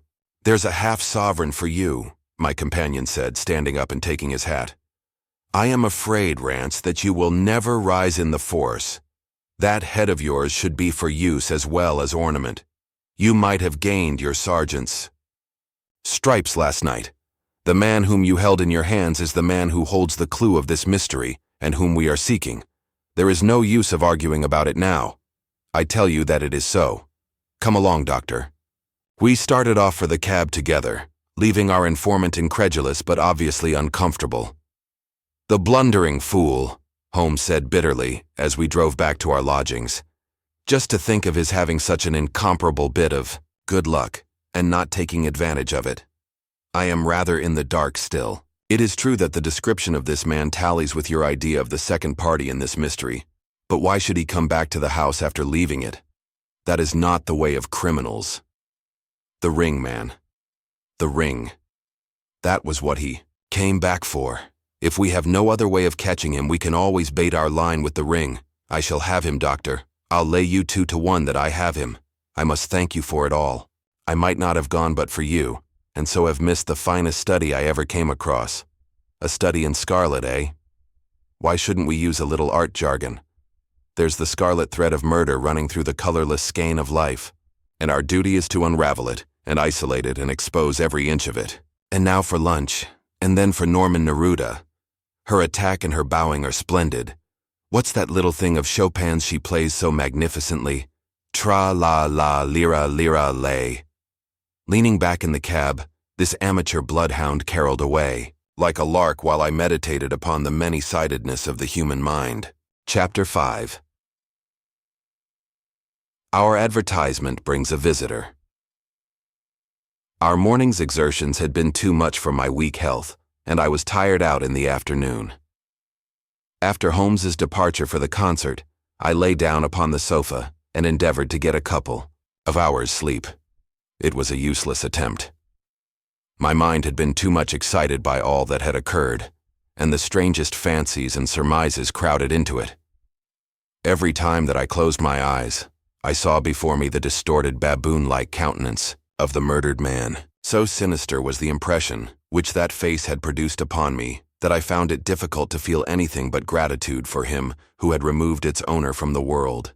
If ever human features bespoke vice of the most malignant type, they were certainly those of Enoch J. Drebber of Cleveland. Still, I recognized that justice must be done, and that the depravity of the victim was no condonement in the eyes of the law. The more I thought of it, the more extraordinary did my companion's hypothesis that the man had been poisoned appear. I remembered how he had sniffed his lips, and had no doubt that he had detected something which had given rise to the idea. Then again, if not poison, what had caused the man's death, since there was neither wound nor marks of strangulation? But, on the other hand, whose blood was that which lay so thickly upon the floor? There were no signs of a struggle, nor had the victim any weapon with which he might have wounded an antagonist. As long as all these questions were unsolved, I felt that sleep would be no easy matter, either for Holmes or myself. His quiet, self-confident manner convinced me that he had already formed a theory which explained all the facts, though what it was I could not for an instant conjecture. He was very late in returning, so late that I knew that the concert could not have detained him all the time. Dinner was on the table before he appeared. It was magnificent, he said as he took his seat. Do you remember what Darwin says about music? He claims that the power of producing and appreciating it existed among the human race long before the power of speech was arrived at. Perhaps that is why we are so subtly influenced by it. There are vague memories in our souls of those misty centuries when the world was in its childhood. That's rather a broad idea, I remarked. One's ideas must be as broad as nature if they are to interpret nature, he answered. What's the matter? You're not looking quite yourself. This Brixton Road affair has upset you. To tell the truth, it has, I said. I ought to be more case-hardened after my Afghan experiences. I saw my own comrades hacked to pieces at Maiwand without losing my nerve. I can understand. There is a mystery about this which stimulates the imagination. Where there is no imagination, there is no horror. Have you seen the evening paper? No. It gives a fairly good account of the affair. It does not mention the fact that when the man was raised up, a woman's wedding ring fell upon the floor. It is just as well it does not. Why? Look at this advertisement, he answered. I had one sent to every paper this morning immediately after the affair. He threw the paper across to me and I glanced at the place indicated. It was the first announcement in the found column. In Brixton Road this morning, it ran. A plain gold wedding ring, found in the roadway between the White Hart Tavern and Holland Grove. Apply Dr. Watson, 221B, Baker Street, between 8 and 9 this evening. Excuse my using your name, he said. If I used my own, some of these dunderheads would recognize it and want to meddle in the affair. That is all right, I answered. But supposing anyone applies, I have no ring. Oh yes, you have, said he, handing me one. This will do very well. It is almost a facsimile. And who do you expect will answer this advertisement? Why, the man in the brown coat, our florid friend with the square toes. If he does not come himself, he will send an accomplice. Would he not consider it as too dangerous? Not at all. If my view of the case is correct, and I have every reason to believe that it is, this man would rather risk anything than lose the ring. According to my notion, he dropped it while stooping over Drebber's body, and did not miss it at the time. After leaving the house, he discovered his loss and hurried back, but found the police already in possession, owing to his own folly in leaving the candle burning. He had to pretend to be drunk in order to allay the suspicions which might have been aroused by his appearance at the gate. Now put yourself in that man's place. On thinking the matter over, it must have occurred to him that it was possible that he had lost the ring in the road after leaving the house. What would he do then? He would eagerly look out for the evening papers in the hope of seeing it among the articles found. His eye, of course, would light upon this. He would be overjoyed. Why should he fear a trap? There would be no reason in his eyes why the finding of the ring should be connected with the murder. He would come. He will come. You shall see him within an hour? And then? I asked. Oh, you can leave me to deal with him then. Have you any arms? I have my old service revolver and a few cartridges. You had better clean it and load it. He will be a desperate man, and though I shall take him unawares, it is as well to be ready for anything. I went to my bedroom and followed his advice. When I returned with the pistol, the table had been cleared, and Holmes was engaged in his favorite occupation of scraping upon his violin. The plot thickens, he said as I entered.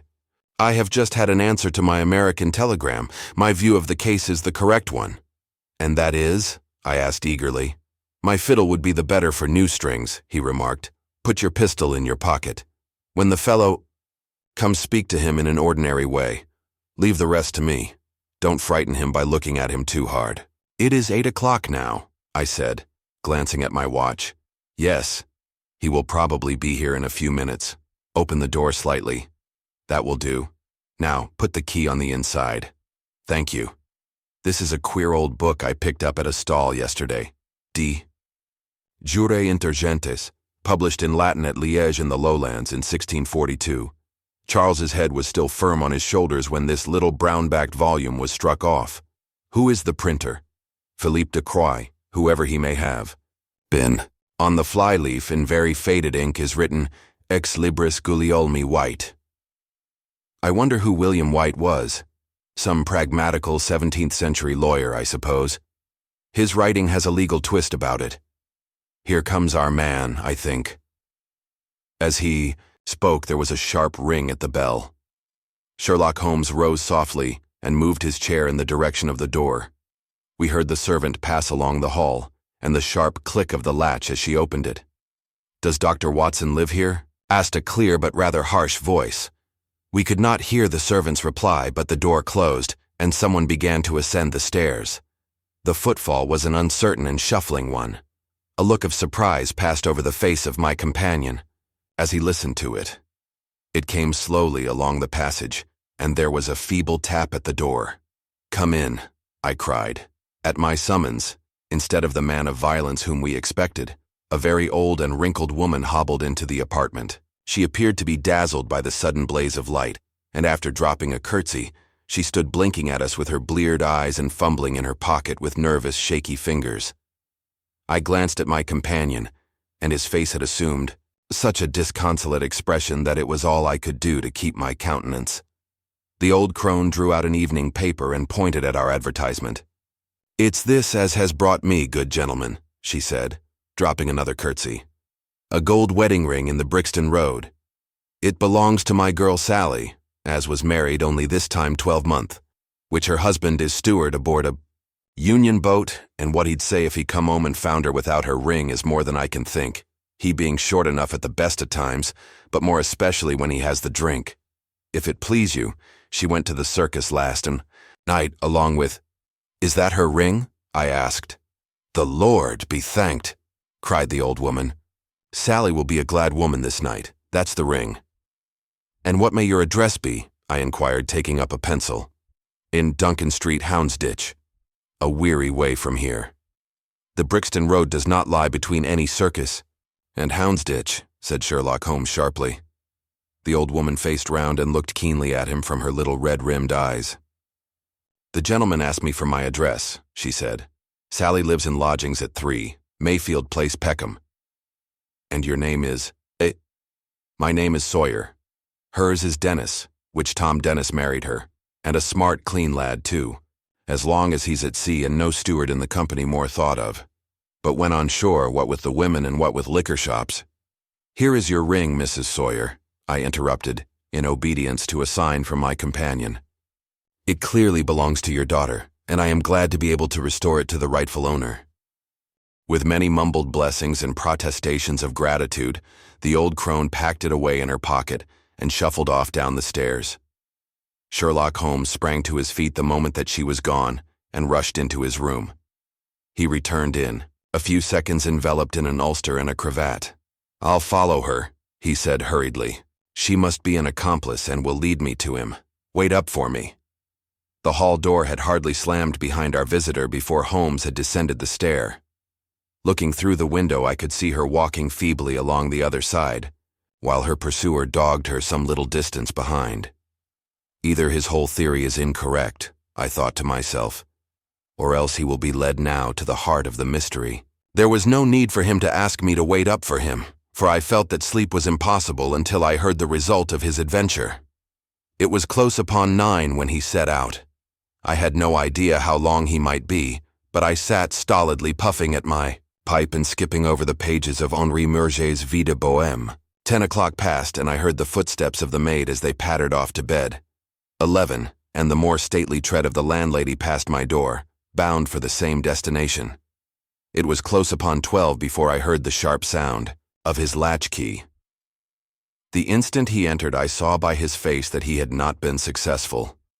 Amusement and chagrin seemed to be struggling for the mastery, until the former suddenly carried the day, and he burst into a hearty laugh. "I wouldn't have the Scotland Yarders know it for the world," he cried, dropping into his chair. "I have chaffed them so much that they would never have let me hear the end of it. I can afford to laugh because I know that I will be even with them in the long run." "What is it then?" I asked. "Oh, I don't mind telling a story against myself." That creature had gone a little way when she began to limp and show every sign of being footsore. Presently she came to a halt and hailed a four-wheeler which was passing. I managed to be close to her so as to hear the address, but I need not have been so anxious, for she sang it out loud enough to be heard at the other side of the street. "Drive to 13 Duncan Street, Houndsditch," she cried. This begins to look genuine, I thought, and having seen her safely inside, I perched myself behind. That's an art which every detective should be an expert at. Well, away we rattled, and never drew rein until we reached the street in question. I hopped off before we came to the door and strolled down the street in an easy, lounging way. I saw the cab pull up, the driver jumped down, and I saw him open the door and stand expectantly. Nothing came out, though. When I reached him, he was groping about frantically in the empty cab and giving vent to the finest assorted collection of oaths that ever I listened to. There was no sign or trace of his passenger, and I fear it will be some time before he gets his fare. On inquiring at number 13, we found that the house belonged to a respectable paper hanger named Keswick, and that no one of the name either of Sawyer or Dennis had ever been heard of there. "You don't mean to say," I cried in amazement, "that that tottering, feeble old woman was able to get out of the cab while it was in motion, without either you or the driver seeing her?" "Old woman be damned," said Sherlock Holmes, sharply. We were the old women to be so taken in. It must have been a young man, and an active one too, besides being an incomparable actor. The get-up was inimitable. He saw that he was followed, no doubt, and used this means of giving me the slip. It shows that the man we are after is not as lonely as I imagined he was, but has friends who are ready to risk something for him. "Now, Doctor, you are looking done up. Take my advice and turn in." I was certainly feeling very weary, so I obeyed his injunction. I left Holmes seated in front of the smoldering fire, and long into the watches of the night I heard the low, melancholy wailings of his violin, and knew that he was still pondering over the strange problem which he had set himself to unravel. Chapter 6. Tobias Gregson Shows What He Can Do. The papers next day were full of the Brixton mystery, as they termed it. Each had a long account of the affair, and some had leaders upon it in addition. There was some information in them which was new to me. I still retain in my scrapbook numerous clippings and extracts bearing upon the case. Here is a condensation of a few of them. The Daily Telegraph remarked that in the history of crime there had seldom been a tragedy which presented stranger features. The German name of the victim, the absence of all other motive, and the sinister inscription on the wall all pointed to its perpetration by political refugees and revolutionists. The socialists had many branches in America, and the deceased had, no doubt, infringed their unwritten laws and been tracked down by them. After alluding airily to the Vemgericht, Aqua Tofana, Carbonari, the Marchioness de Brinvilliers, the Darwinian theory, the principles of Malthus, and the Ratcliffe Highway murders, the article concluded by admonishing the government and advocating a closer watch over foreigners in England. The Standard commented upon the fact that lawless outrages of the sort usually occurred under a liberal administration. They arose from the unsettling of the minds of the masses and the consequent weakening of all authority. The deceased was an American gentleman who had been residing for some weeks in the metropolis. He had stayed at the boarding house of Madame Charpentier in Torquay Terrace, Camberwell. He was accompanied in his travels by his private secretary, Mr. Joseph Stangerson. The two bade adieu to their landlady upon Tuesday, the 4th insters, and departed to Euston Station with the avowed intention of catching the Liverpool express. They were afterwards seen together upon the platform. Nothing more is known of them until Mr. Drebber's body was, as recorded, discovered in an empty house in the Brixton Road, many miles from Euston. How he came there, or how he met his fate, are questions which are still involved in mystery. Nothing is known of the whereabouts of Stangerson. We are glad to learn that Mr. Lestrade and Mr. Gregson of Scotland Yard are both engaged upon the case, and it is confidently anticipated that these well-known officers will speedily throw light upon the matter. The Daily News observed that there was no doubt as to the crime being a political one. The despotism and hatred of liberalism which animated the continental governments had had the effect of driving to our shores a number of men who might have made excellent citizens, were they not soured by the recollection of all that they had undergone. Among these men there was a stringent code of honor, any infringement of which was punished by death. Every effort should be made to find the Secretary Stangerson and to ascertain some particulars of the habits of the deceased. A great step had been gained by the discovery of the address of the house at which he had boarded, a result which was entirely due to the acuteness and energy of Mr. Gregson of Scotland Yard. Sherlock Holmes and I read these notices over together, at breakfast, and they appeared to afford him considerable amusement. I told you that, whatever happened, Lestrade and Gregson would be sure to score. That depends on how it turns out. Oh, bless you, it doesn't matter in the least. If the man is caught, it will be on account of their exertions. If he escapes, it will be in spite of their exertions. It's heads I win and tails you lose. Whatever they do, they will have followers. Un sot trouve toujours un plus sot qu'il admire. What on earth is this? I cried, for at this moment there came the pattering of many steps in the hall and on the stairs, accompanied by audible expressions of disgust upon the part of our landlady. It's the Baker Street division of the detective police force, said my companion gravely, And as he spoke, there rushed into the room half a dozen of the dirtiest and most ragged street Arabs that ever I clapped eyes on. "Tension!" cried Holmes in a sharp tone, and the 6 dirty little scoundrels stood in a line like so many disreputable statuettes. "In future you shall send up Wiggins alone to report, and the rest of you must wait in the street. Have you found it, Wiggins?" "No, sir, we hain't," said one of the youths. "I hardly expected you would. You must keep on until you do. Here are your wages." He handed each of them a shilling. "Now off you go and come back with a better report next time." He waved his hand, and they scampered away downstairs like so many rats, and we heard their shrill voices next moment in the street. "There's more work to be got out of one of those little beggars than out of a dozen of the force," Holmes remarked.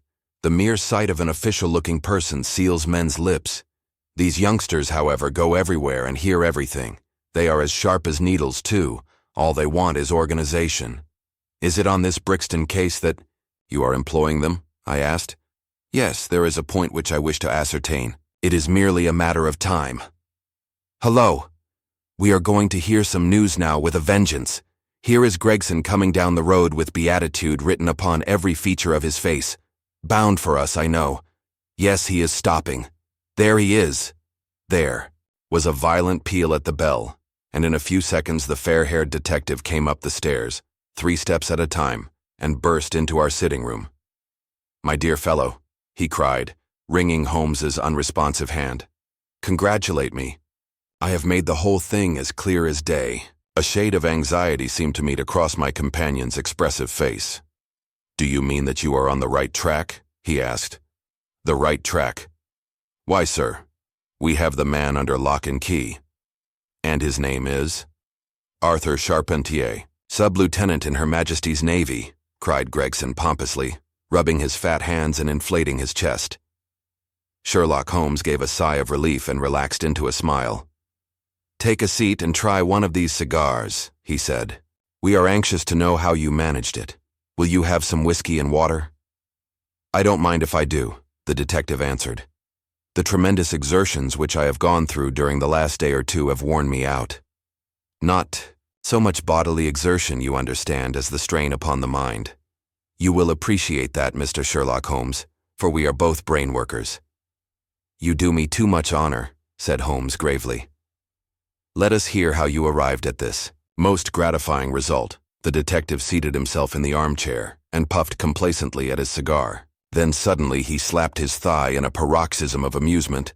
"The fun of it is," he cried, that fool Lestrade, who thinks himself so smart, has gone off upon the wrong track altogether. He is after the Secretary Stangerson, who had no more to do with the crime than the babe unborn. I have no doubt that he has caught him by this time." The idea tickled Gregson so much that he laughed until he choked. "And how did you get your clue?" "Ah, I'll tell you all about it. Of course, Dr. Watson, this is strictly between ourselves. The first difficulty which we had to contend with was the finding of this American's antecedents. Some people would have waited until their advertisements were answered, or until parties came forward and volunteered information. That is not Tobias Gregson's way of going to work. You remember the hat beside the dead man?" "Yes," said Holmes. "By John Underwood and Sons, 129, Camberwell Road." Gregson looked quite crestfallen. "I had no idea that you noticed that," he said. "Have you been there?" "No." "Ha!" cried Gregson in a relieved voice. "You should never neglect a chance, however small it may seem." "To a great mind, nothing is little," remarked Holmes sententiously. "Well, I went to Underwood and asked him if he had sold a hat of that size and description. He looked over his books and came on it at once. He had sent the hat to a Mr. Drebber, residing at Charpentier's boarding establishment, Torquay Terrace. Thus, I got at his address." "Smart, very smart," murmured Sherlock Holmes. "I next called upon Madame Charpentier," continued the detective. "I found her very pale and distressed. Her daughter was in the room, too. An uncommonly fine girl she is, too.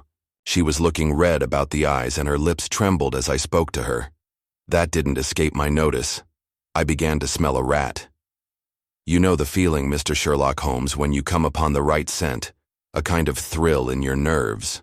"Have you heard of the mysterious death of your late boarder, Mr. Enoch J. Drebber of Cleveland?" I asked. The mother nodded. She didn't seem able to get out a word. The daughter burst into tears. I felt more than ever that these people knew something of the matter. "At what o'clock did Mr. Drebber leave your house for the train?" I asked. "At 8 o'clock, she said, gulping in her throat to keep down her agitation. His secretary, Mr. Stangerson, said that there were 2 trains, one at 9:15 and one at 11. He was to catch the first. And was that the last which you saw of him?" A terrible change came over the woman's face as I asked the question. Her features turned perfectly livid. It was some seconds before she could get out the single word, "yes." And when it did come, it was in a husky, unnatural tone. There was silence for a moment, and then the daughter spoke in a calm, clear voice. "No good can ever come of falsehood, Mother," she said. "Let us be frank with this gentleman. We did see Mr. Drebber again." "God forgive you," cried Madame Charpentier, throwing up her hands and sinking back in her chair. "You have murdered your brother." "Arthur would rather that we spoke the truth," the girl answered firmly. "You had best tell me all about it now," I said. "Half-confidences are worse than none. Besides, you do not know how much we know of it." "On your head." "Be it, Alice," cried her mother. And then, turning to me, "I will tell you all, sir. Do not imagine that my agitation on behalf of my son arises from any fear, lest he should have had a hand in this terrible affair. He is utterly innocent of it. My dread is, however, that in your eyes and in the eyes of others, he may appear to be compromised. That, however, is surely impossible. His high character, his profession, his antecedents would all forbid it." "Your best way is to make a clean breast of the facts," I answered. "Depend upon it, if your son is innocent, he will be none the worse." "Perhaps, Alice, you had better leave us together," she said, and her daughter withdrew. "Now, sir," she continued, "I had no intention of telling you all this, but since my poor daughter has disclosed it, I have no alternative. Having once decided to speak, I will tell you all without omitting any particular." "It is your wisest course," said I. "Mr. Drebber has been with us nearly 3 weeks. He and his secretary, Mr. Stangerson, had been traveling on the continent. I noticed a Copenhagen label upon each of their trunks, showing that that had been their last stopping place. Stangerson was a quiet, reserved man, but his employer, I am sorry to say, was far otherwise. He was coarse in his habits and brutish in his ways. The very night of his arrival he became very much the worse for drink, and indeed, after 12 o'clock in the day he could hardly ever be said to be sober. His manners towards the maidservants were disgustingly free and familiar.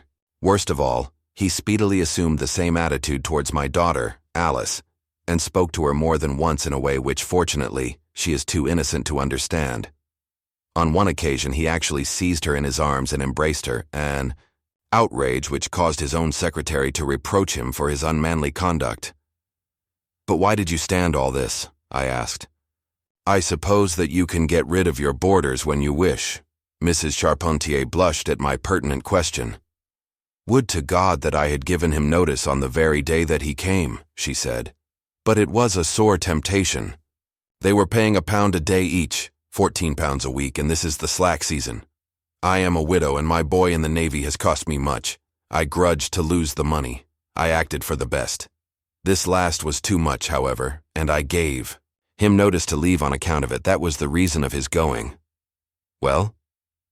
My heart grew light when I saw him drive away. My son is on leave just now, but I did not tell him anything of all this, for his temper is violent, and he is passionately fond of his sister. When I closed the door behind them, a load seemed to be lifted from my mind. Alas, in less than an hour there was a ring at the bell, and I learned that Mr. Drebber had returned. He was much excited, and evidently the worse for drink. He forced his way into the room, where I was sitting with my daughter, and made some incoherent remark about having missed his train. He then turned to Alice, and before my very face proposed to her that she should fly with him. "You are of age," he said, "and there is no law to stop you. I have money enough, and to spare. Never mind the old girl here, but come along with me now straight away." You shall live like a princess." Poor Alice was so frightened that she shrunk away from him, but he caught her by the wrist and endeavored to draw her towards the door.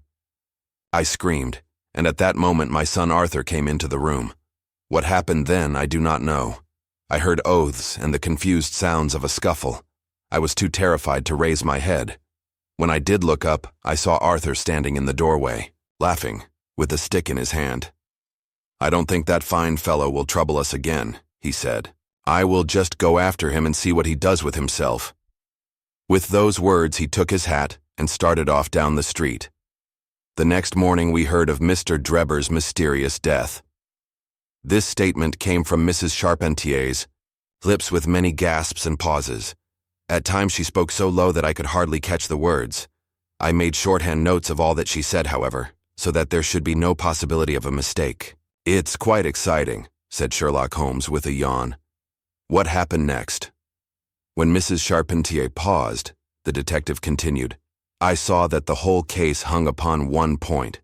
Fixing her with my eye in a way which I always found effective with women, I asked her at what hour her son returned. 'I do not know,' she answered. 'Not know?' 'No. He has a latchkey and he let himself in.' 'After you went to bed?' 'Yes.' 'When did you go to bed?' 'About 11. So your son was gone at least 2 hours?' 'Yes.' 'Possibly 4 or 5. "'Yes.' 'What was he doing during that time?'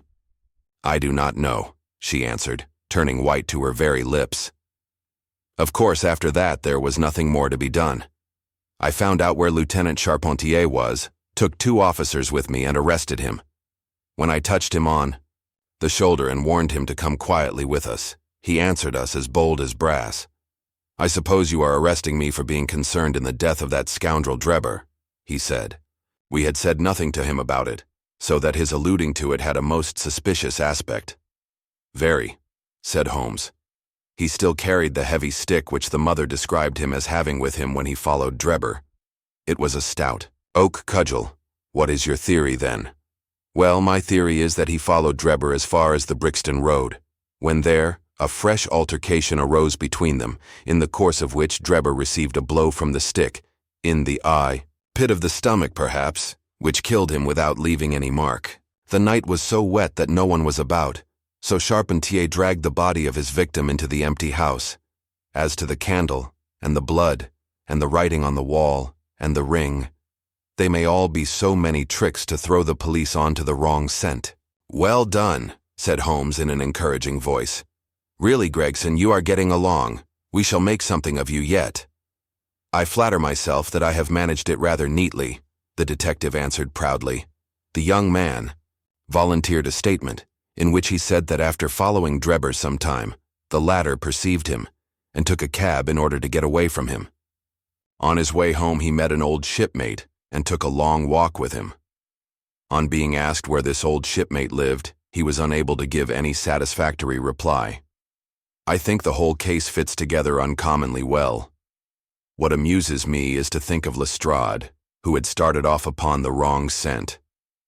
I am afraid he won't make much of it. Why, by Jove, here's the very man himself. It was indeed Lestrade who had ascended the stairs while we were talking, and who now entered the room.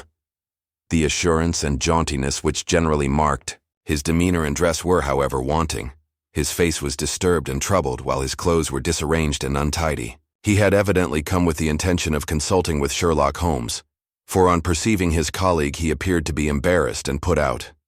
He stood in the center of the room, fumbling nervously with his hat and uncertain what to do. "This is a most extraordinary case," he said at last, "a most incomprehensible affair."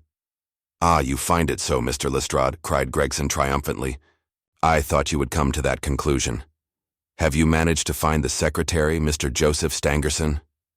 "The secretary, Mr. Joseph Stangerson," said Lestrade gravely, "was murdered at Halliday's private hotel about 6 o'clock this morning." Chapter 7 Light in the Darkness.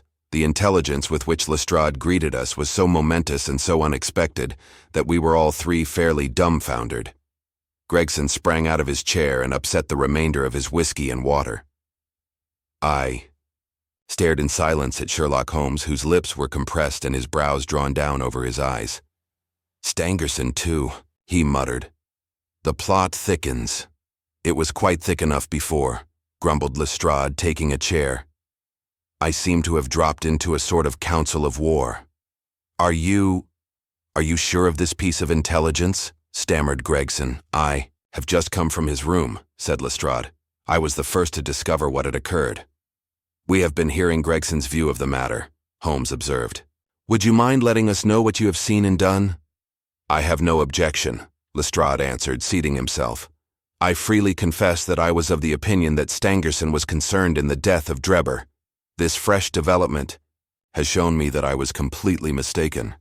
Full of the one idea, I set myself to find out what had become of the secretary.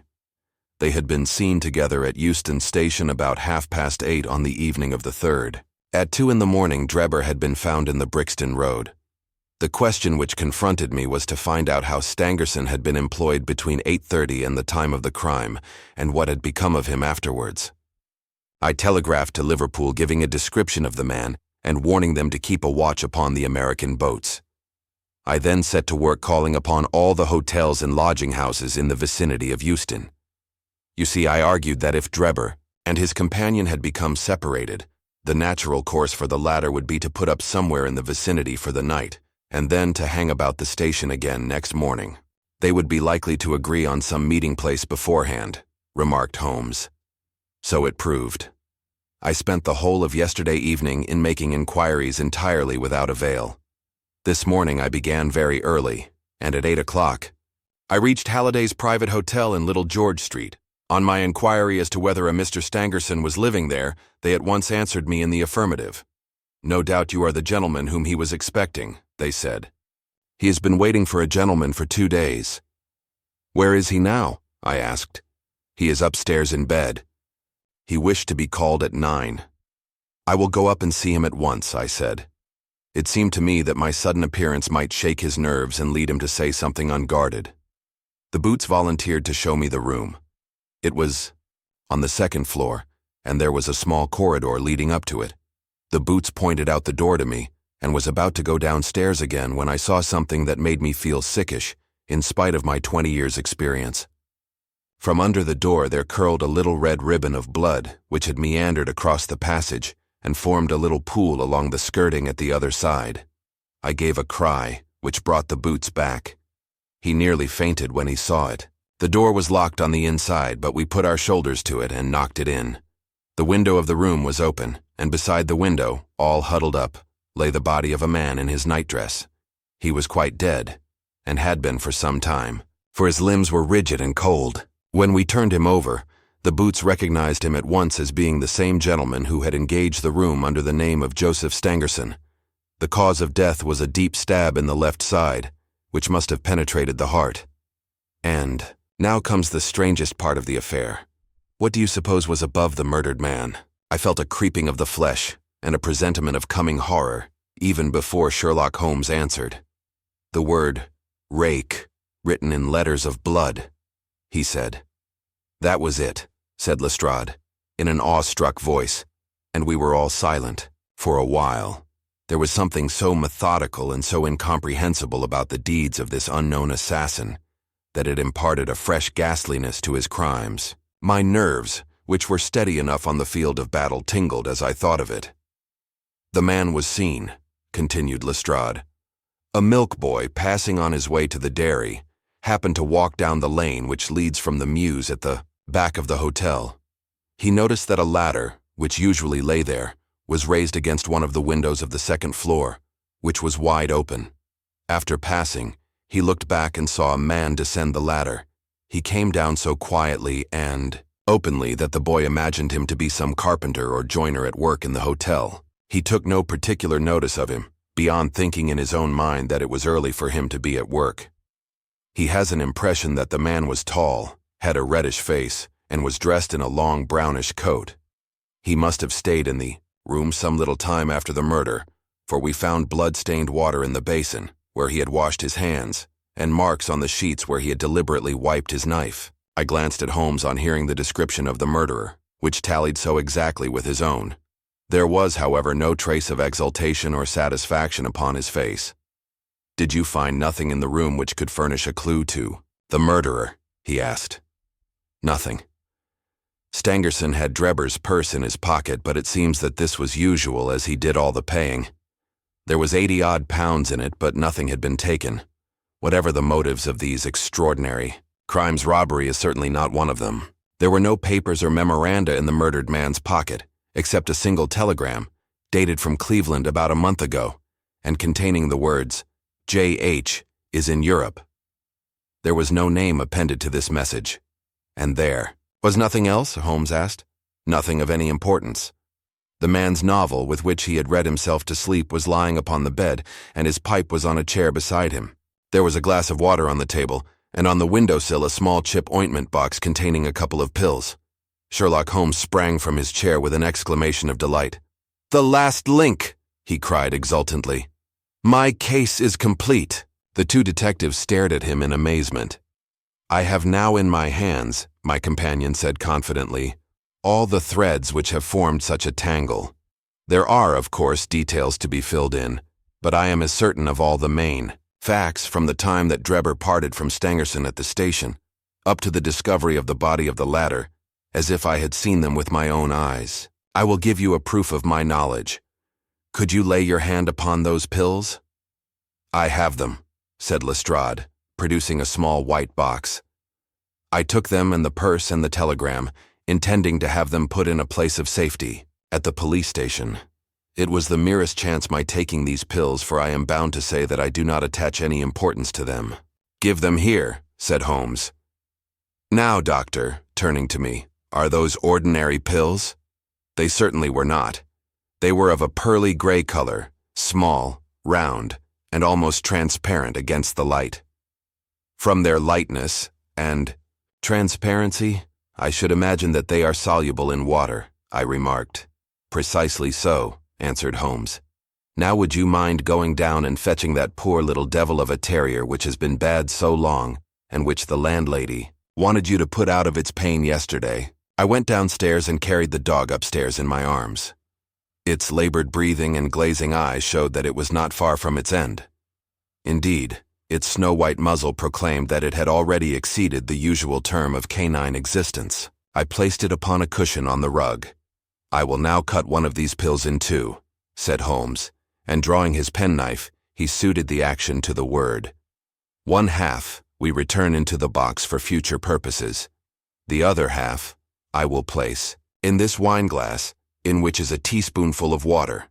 You perceive that our friend the doctor is right, and that it readily dissolves." "This may be very interesting," said Lestrade in the injured tone of one who suspects that he is being laughed at. "I cannot see, however, what it has to do with the death of Mr. Joseph Stangerson. Patience, my friend, patience. You will find in time that it has everything to do with it. I shall now add a little milk to make the mixture palatable, and on presenting it to the dog, we find that he laps it up readily enough." As he spoke, he turned the contents of the wineglass into a saucer and placed it in front of the terrier, who speedily licked it dry. Sherlock Holmes's earnest demeanor had so far convinced us that we all sat in silence, watching the animal intently and expecting some startling effect. None such appeared, however. The dog continued to lie stretched upon the cushion, breathing in a labored way, but apparently neither the better nor the worse for its draught. Holmes had taken out his watch, and as Minot followed Minot without. Result, an expression of the utmost chagrin and disappointment appeared upon his features. He gnawed his lip, drummed his fingers upon the table, and showed every other symptom of acute impatience. So great was his emotion that I felt sincerely sorry for him, while the two detectives smiled derisively, by no means displeased at this check which he had met. "It can't be a coincidence," he cried at last, springing from his chair and pacing wildly up and down the room. "It is impossible that it should be a mere coincidence. The very pills which I suspected in the case of Drebber are actually found after the death of Stangerson, and yet they are inert. What can it mean? Surely my whole chain of reasoning cannot have been false. It is impossible, and yet this wretched dog is none the worse. Ah, I have it! I have it!" With a perfect shriek of delight, he rushed to the box, cut the other pill in two, dissolved it, added milk, and presented it to the terrier. The unfortunate creature's tongue seemed hardly to have been moistened in it, before it gave a convulsive shiver in every limb, and lay as rigid and lifeless as if it had been struck by lightning. Sherlock Holmes drew a long breath and wiped the perspiration from his forehead. "I should have more faith," he said. "I ought to know by this time that when a fact appears to be opposed to a long train of deductions, it invariably proves to be capable of bearing some other interpretation. Of the 2 pills in that box, one was of the most deadly poison, and the other was entirely harmless. I ought to have known that before ever I saw the box at all." This last statement appeared to me to be so startling that I could hardly believe that he was in his sober senses. There was the dead dog, however, to prove that his conjecture had been correct. It seemed to me that the mists in my own mind were gradually clearing away, and I began to have a dim, vague perception of the truth.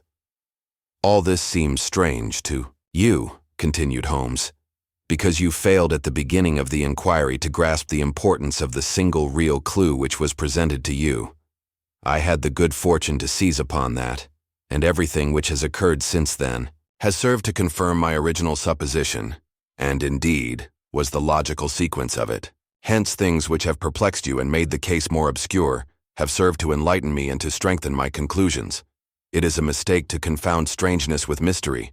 The most commonplace crime is often the most mysterious, because it presents no new or special features from which deductions may be drawn. This murder would have been infinitely more difficult to unravel had the body of the victim been simply found lying in the roadway without any of those outre and sensational accompaniments which have rendered it remarkable. These strange details, far from making the case more difficult, have really had the effect of making it less so." Mr. Gregson, who had listened to this address with considerable impatience, could contain himself no longer. "Look here, Mr. Sherlock Holmes," he said.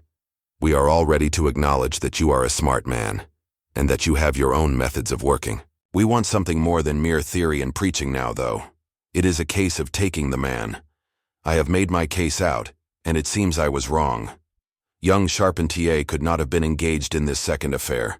Lestrade went after his man, Stangerson, and it appears that he was wrong too. You have thrown out hints here and hints there, and seem to know more than we do.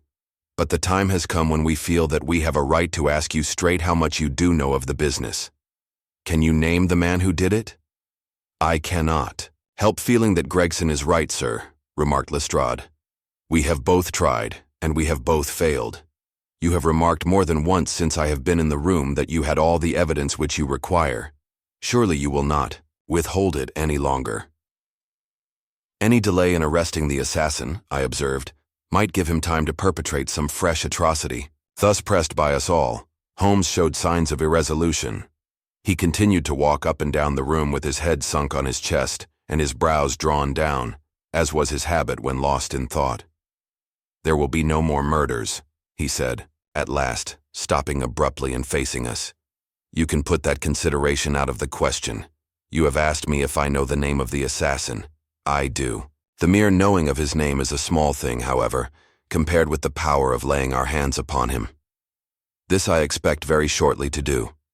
I have good hopes of managing it through my own arrangements, but it is a thing which needs delicate handling, for we have a shrewd and desperate man to deal with who is supported, as I have had occasion to prove, by another who is as clever as himself. As long as this man has no idea that anyone can have a clue, there is some chance of securing him, but if he had the slightest suspicion, he would change his name and vanish in an instant among the 4 million inhabitants of this great city. Without meaning to hurt either of your feelings, I am bound to say that I consider these men to be more than a match for the official force, and that is why I have not asked your assistance.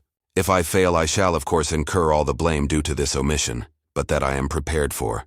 At present I am ready to promise that the instant that I can communicate with you without endangering my own combinations, I shall do so. Gregson." And Lestrade seemed to be far from satisfied by this assurance, or by the depreciating allusion to the detective police. The former had flushed up to the roots of his flaxen hair, while the other's beady eyes glistened with curiosity and resentment. Neither of them had time to speak, however, before there was a tap at the door, and the spokesman of the street Arabs, young Wiggins, introduced his insignificant and unsavory person. "Please, sir," he said, touching his forelock. "I have the cab downstairs." "Good boy," said Holmes blandly.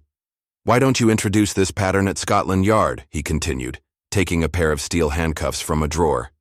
"See how beautifully the spring works. They fasten in an instant. The old pattern is good enough," remarked Lestrade, "if we can only find the man to put them on." Very good, said Holmes, smiling. "The cabman may as well help me with my boxes. Just ask him to step up, Wiggins." I was surprised to find my companion speaking as though he were about to set out on a journey, since he had not said anything to me about it. There was a small portmanteau in the room, and this he pulled out and began to strap. He was busily engaged at it when the cabman entered the room. "Just give me a help with this buckle, cabman," he said, kneeling over his task and never turning his head. The fellow came forward with a somewhat sullen, defiant air and put down his hands to assist. At that instant there was a sharp click, the jangling of metal, and Sherlock Holmes sprang to his feet again.